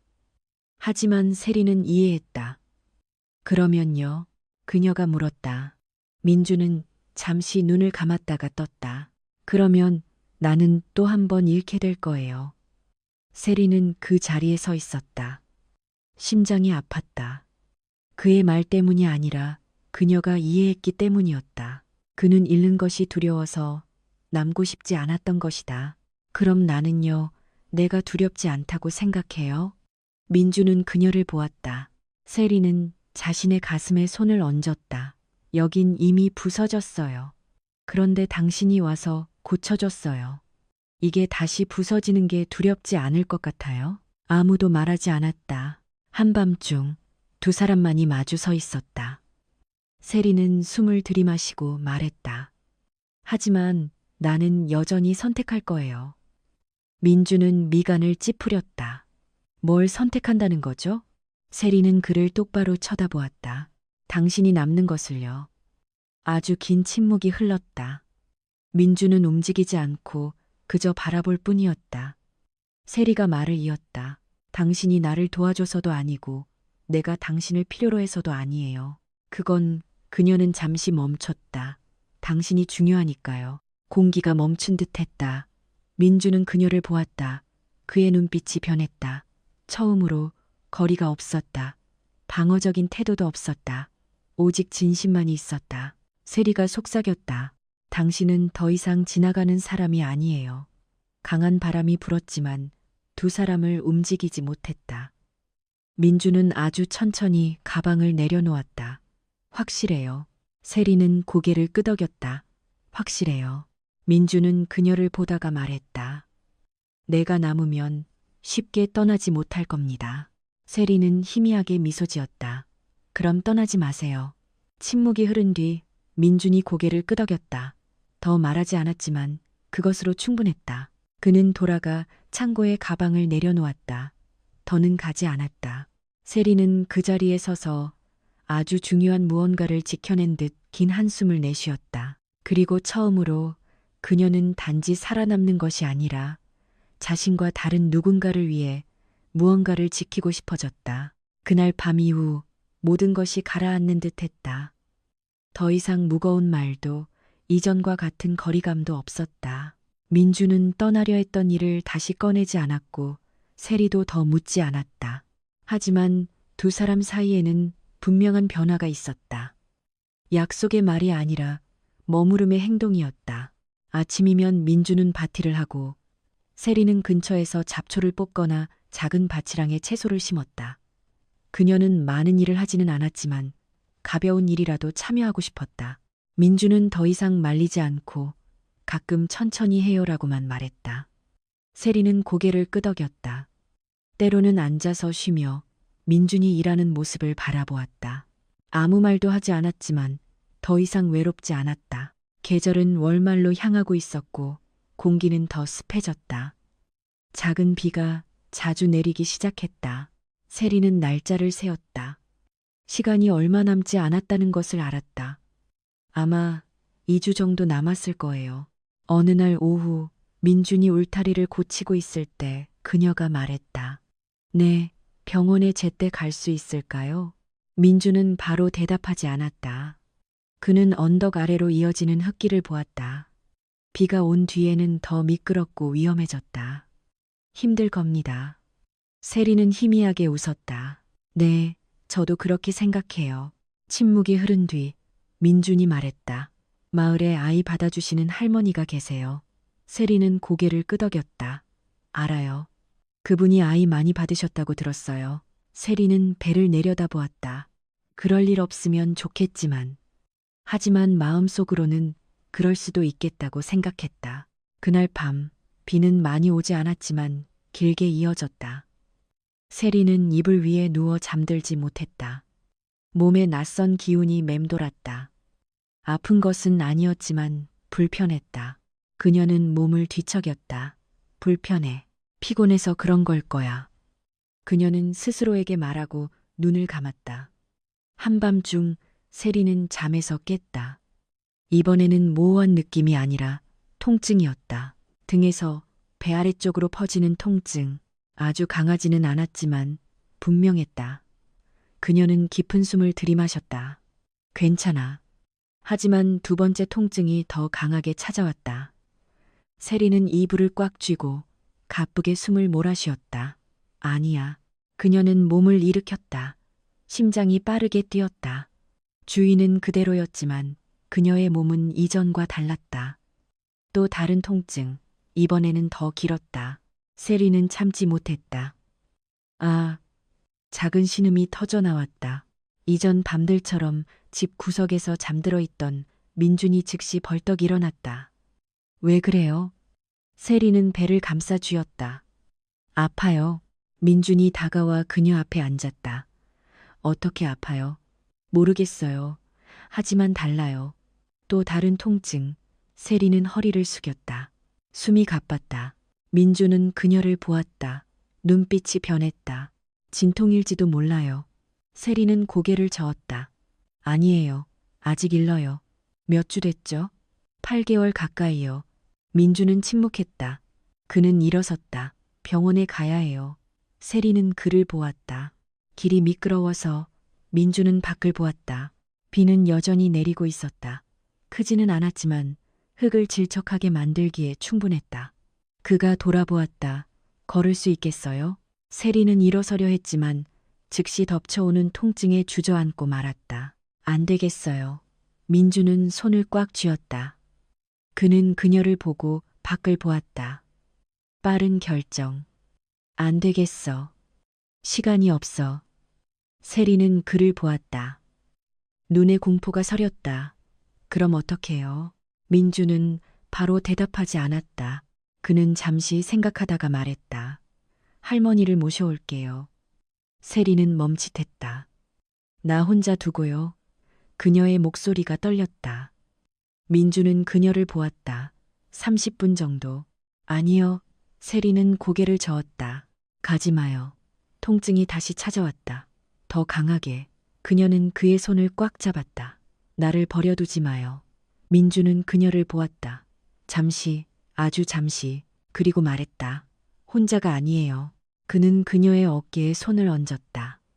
당신은 생각보다 강해요. 세리는 가쁘게 숨을 쉬었지만 민준의 단호한 목소리를 들었다. 할머니 댁은 마을 아래 1.5km 정도예요. 멀지 않아요. 조금만 버텨줘요. 세리는 고개를 저었다. 눈물이 흘러내렸다. 당신이 갔는데 무슨 일이라도 생기면. 민주는 그녀의 손을 꽉 잡았다. 아무 일 없을 거예요. 나를 믿어요. 세리는 그를 보았다. 그의 눈빛에는 망설임이 없었다. 오직 결심만이 있었다. 그녀는 거친 숨을 몰아쉬다가 아주 희미하게 고개를 끄덕였다. 민주는 일어서서 재빨리 준비했다. 그는 따뜻한 물을 가져오고 잠자리를 다시 정리하고 깨끗한 수건 몇 장을 놓았다. 누워요. 세리는 시키는 대로 했다. 숨이 가빴다. 민주는 그녀의 손 옆에 작은 종을 놓았다. 정말 안 좋으면 이걸 쳐요. 저 아래 두 번째 집 아저씨가 들을 수 있을 거예요. 세리는 고개를 끄덕였다. 빨리 돌아와야 해요.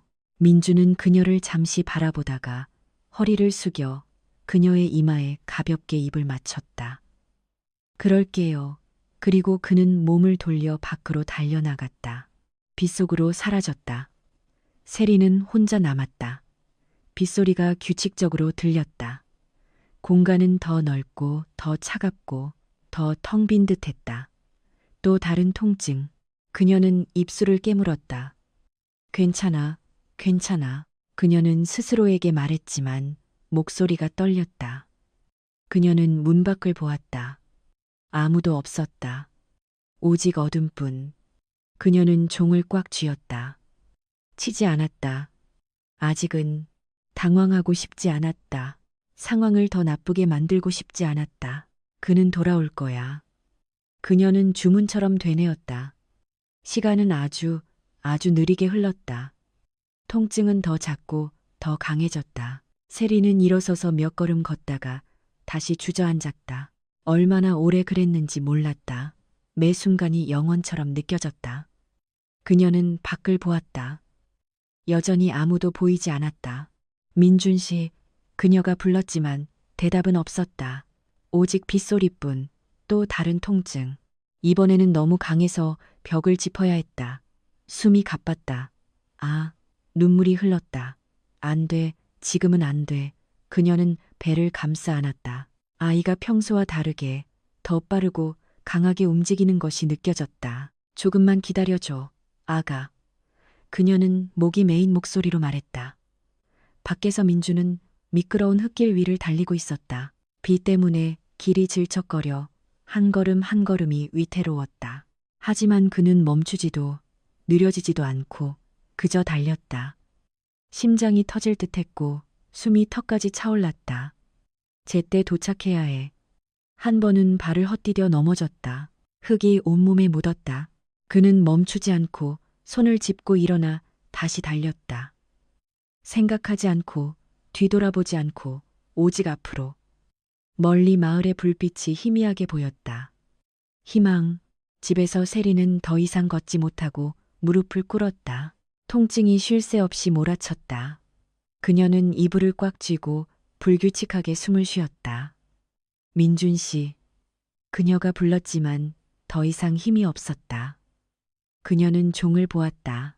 손이 떨렸다. 망설였다. 잠시, 아주 잠시, 그리고 손을 놓았다. 치지 않았다. 그는 돌아올 거야. 그녀는 믿었다.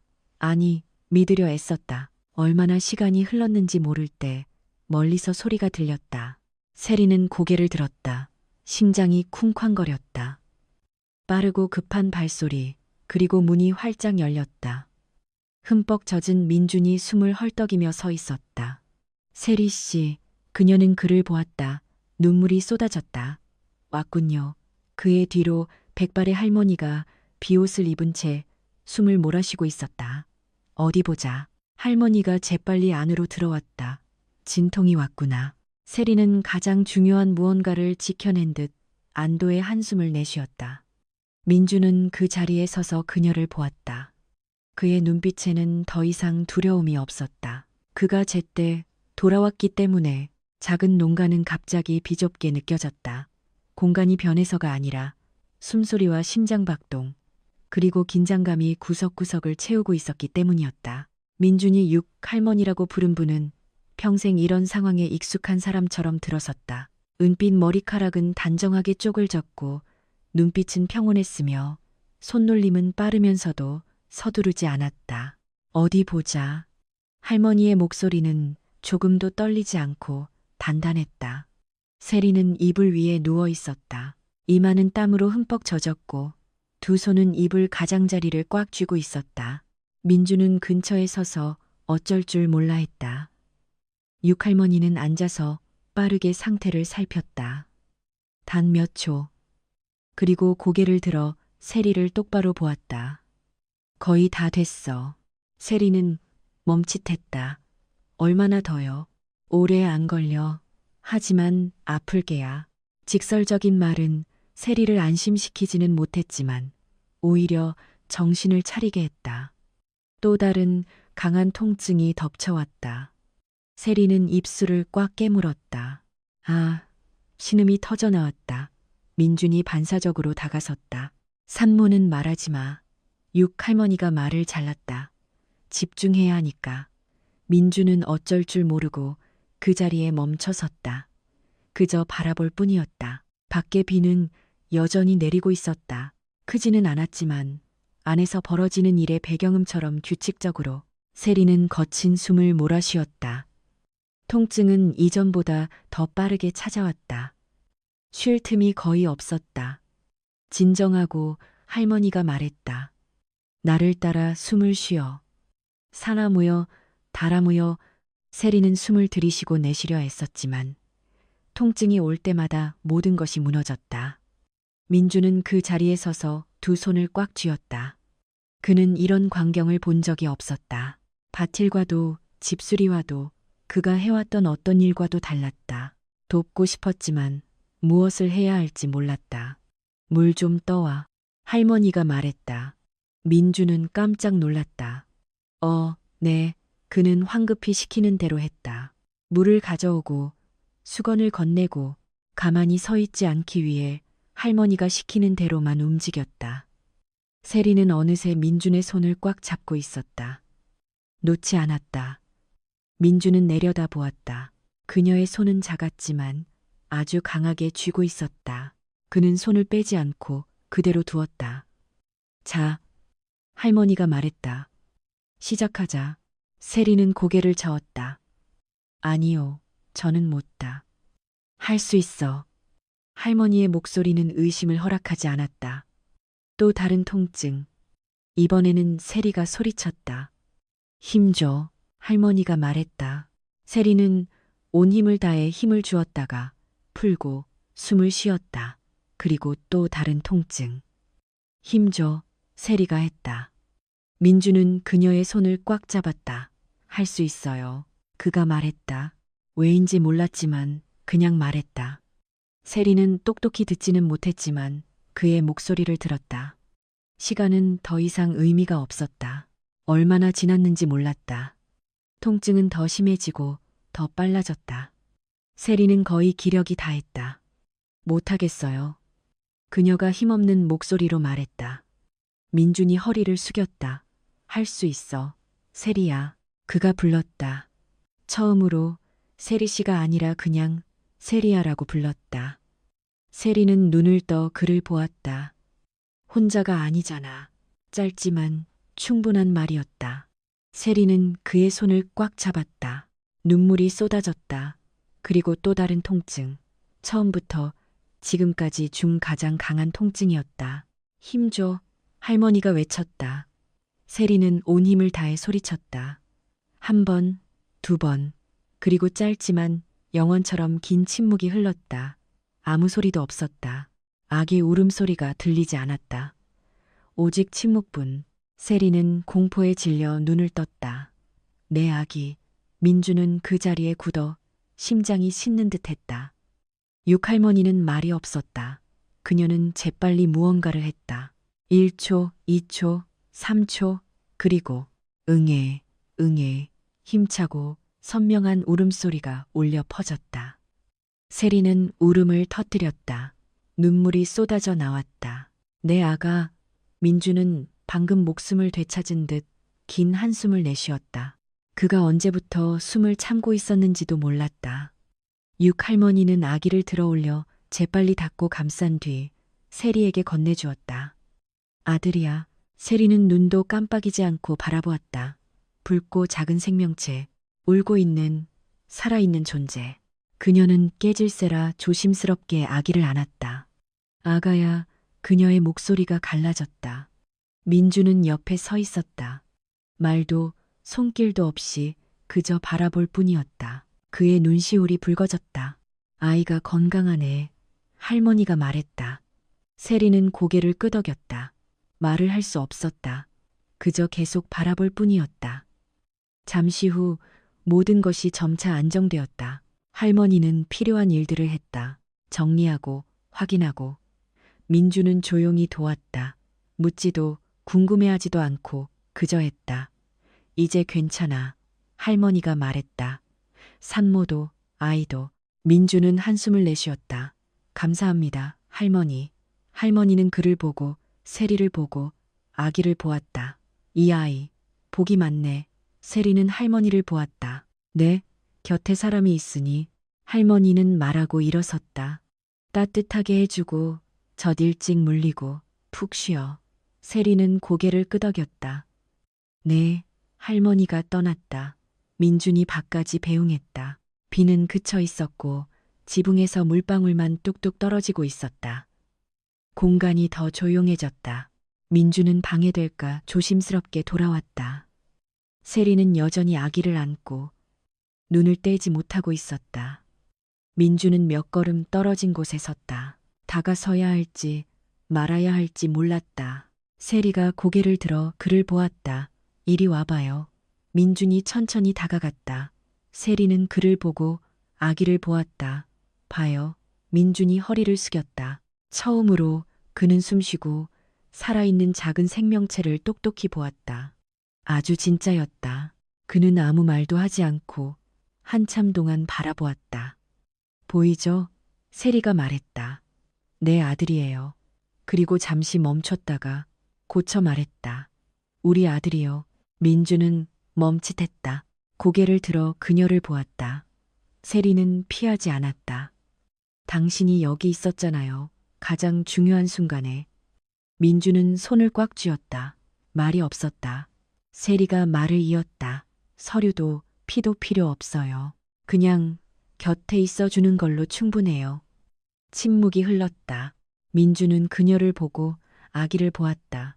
그의 안에서 무언가 부드럽게 녹아내렸다. 아주 오랜만에 느끼는 감정이었다. 아이가. 그가 쉰 목소리로 말했다. 튼튼하네요. 세리는 웃었다. 눈물은 여전히 맺혀 있었다. 네, 아주요. 아기가 꿈틀거리다가 작게 울었다. 세리는 아기를 더 가까이 안았다. 민주는 어쩔 줄 모르고 서 있었다. 세리는 그를 보았다. 거기 계속 서 있을 거예요? 민주는 약간 당황했다. 세리는 희미하게 웃었다. 더 가까이 와요. 민준이 한 걸음 더 다가왔다. 세리는 손을 뻗어 그의 손을 가볍게 잡고는 아기 위로 가져다 놓았다. 여기요. 민주는 굳어졌다. 아니, 나는 괜찮아요. 세리가 말했다. 그냥 만져보는 거예요. 민주는 잠시 보다가 아주 조심스럽게 손을 얹었다. 따뜻하고 부드럽고 살아있는 감촉. 그는 아프게 할까봐 재빨리 손을 뗐다. 세리는 그를 보았다. 봤죠? 민주는 고개를 끄덕였다. 말은 없었지만 눈빛이 달라져 있었다. 평온한 침묵이 흘렀다. 더 이상 긴장도 두려움도 없었다. 오직 세 사람. 긴 비가 그친 뒤 작은 집 안에 세리가 속삭였다. 이름 지어줘요. 민준이 고개를 들었다. 내가요. 아니, 당신이 지어줘요. 세리가 말했다. 당신에게 그럴 자격이 있어요. 민주는 그녀를 보고 아기를 한참 동안 바라보다가 말했다. 민고. 세리는 미소 지었다. 민이요. 네, 빛이라는 뜻이에요. 민준이 고개를 끄덕였다. 네. 세리는 아기를 안았다. 안녕, 민아. 아기가 화답하듯 살며시 꿈틀거렸다. 민주는 자리에 앉았다. 처음으로 서 있지도 거리를 두지도 않았다. 그는 가까이 앉았다. 세리는 그를 보았다. 남아 있을 거죠. 민주는 바로 대답하지 않았다. 그는 아기를 보고 그녀를 보고 그리고 말했다. 네, 한마디였지만 충분했다. 세리는 눈을 감고 긴 한숨을 내쉬었다. 모든 것을 지나온 듯 밖에서는 하늘이 밝아오기 시작했다. 새로운 날이 시작되고 있었다. 더 이상 세리 혼자만의 날이 아니라 작지만 진짜인 한 가족의 날이. 미니가 태어난 후 첫 아침, 귤밭 언덕은 이상할 정도로 평온했다. 비도 거센 바람도 없었다. 오직 부드러운 햇살만이 나뭇잎 사이로 스며들어 새로운 시작을 알리듯 작은 농가를 비추고 있었다. 세리가 먼저 잠에서 깼다. 얼마나 잤는지 몰랐다. 마지막으로 눈을 감았을 때 모든 것이 아프고 지치고 혼란스러웠던 것만 기억했다. 하지만 눈을 떴을 때 첫 느낌은 통증이 아니라 따뜻함이었다. 그녀는 아래를 내려다보았다. 미니가 그녀의 품 안에서 작고 조용하게 고른 숨을 내쉬며 자고 있었다. 세리는 아주 희미하게 미소 지었다. 좋은 아침. 그녀가 속삭였다. 아기가 살며시 꿈틀거렸다. 세리는 손을 뻗어 아들의 얇은 머리카락을 부드럽게 쓰다듬었다.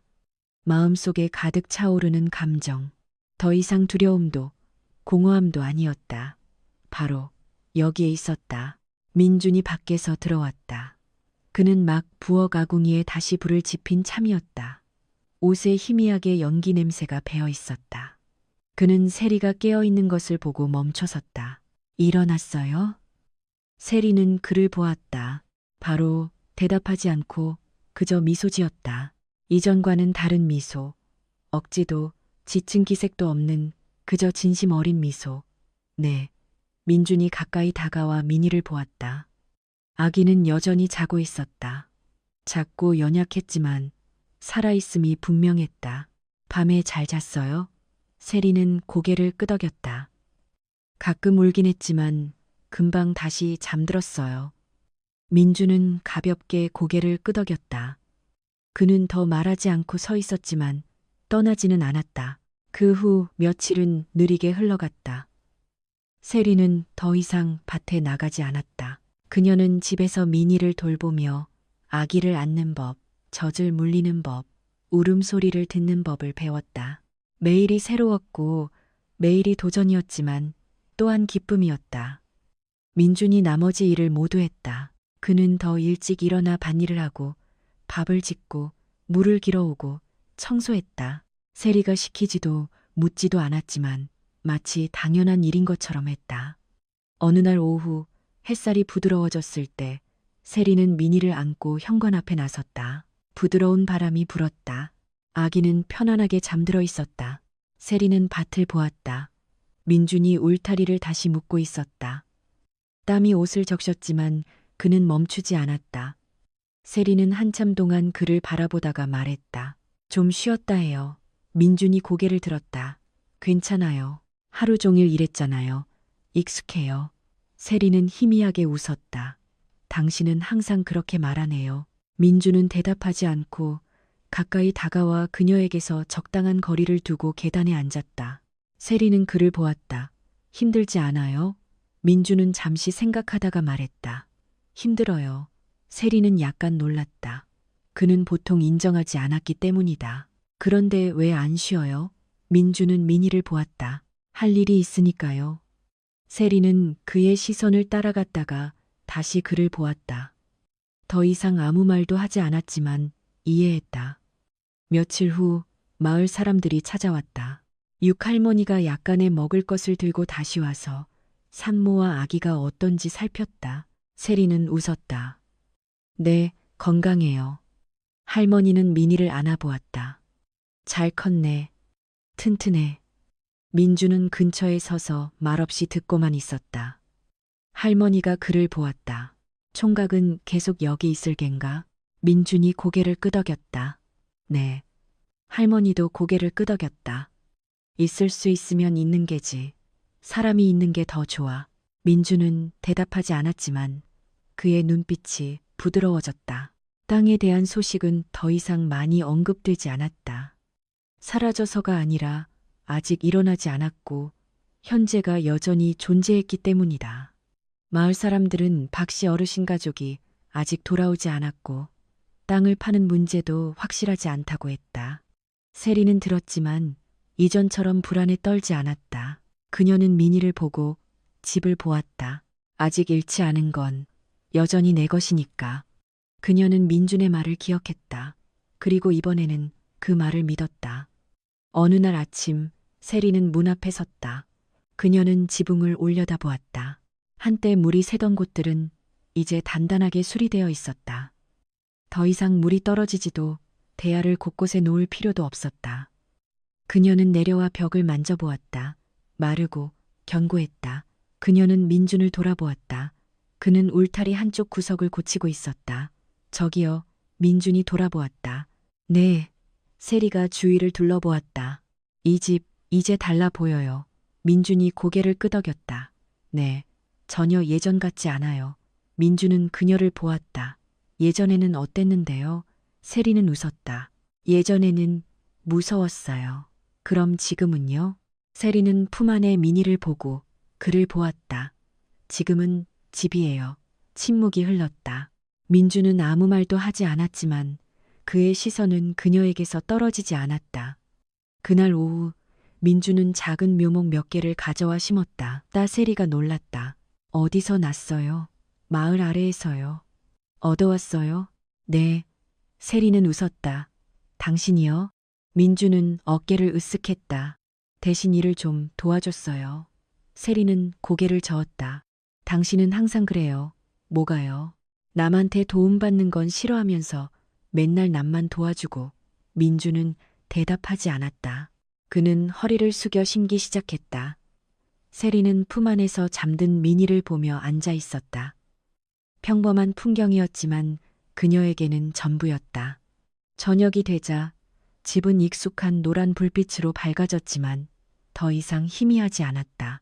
세리는 안에서 민희에게 젖을 물리고 있었다. 민주는 근처에서 낡은 의자를 고치고 있었다. 아무도 말하지 않았지만 그럴 필요가 없었다. 잠시 후, 네, 저도 모르겠어요. 침묵이 흐른 뒤 그녀가 말을 이었다. 하지만 만약 떠나게 되더라도 민준이 그녀를 보았다. 이번에는 도망치지 않을 거예요. 민주는 바로 대답하지 않았다. 그는 그녀를 보다가 말했다. 네, 한마디였지만 충분했다. 밤이 깊어졌다. 세리는 민희를 옆에 눕히고 누웠다. 민주는 여전히 집구석에 앉아 있었다. 처음처럼. 하지만 더 이상 멀게 느껴지지 않았다. 세리는 그를 보았다. 안 주무세요? 민준이 고개를 저었다. 조금 있다가요. 세리는 미소 지었다. 당신은 여전하네요. 민준은 말이 없었다. 세리는 눈을 감았다. 잠시 후 그녀는 걱정도 두려움도 없는 깊은 잠에 빠졌다. 밖에서는 부드러운 바람이 귤나무들 사이를 스쳐 지나갔다. 더 이상 무서운 울음소리가 아니라 사람이 있고 온기가 있고 생명이 있는 곳에 익숙한 소리였다. 민주는 밖을 보다가 다시 안을 보았다. 세리와 민이, 작지만 충분한 풍경. 그는 긴 한숨을 내쉬었다. 피곤해서가 아니라 아주 오랜만에 떠나고 싶지 않았기 때문이었다. 귤밭 언덕 위의 집은 한때 임시 거처였고 피난처였으며 한 사람의 공간이었다. 이제는 세 사람의 공간이 되었다. 완벽하지도 확실하지도 않지만 진짜였다. 그리고 때로는 그것만으로도 충분했다. 이야기를 들어주셔서 감사합니다. 이 이야기를 대한민국에서 혹은 다른 어느 곳에서 듣고 계신지 아래에 댓글로 남겨주세요. 여러분의 좋아요, 공유, 그리고 의견 하나하나가 저희가 다음 영상을 제작하고 개선하는 데 큰 힘이 됩니다. 다음 영상에서 다시 뵙겠습니다.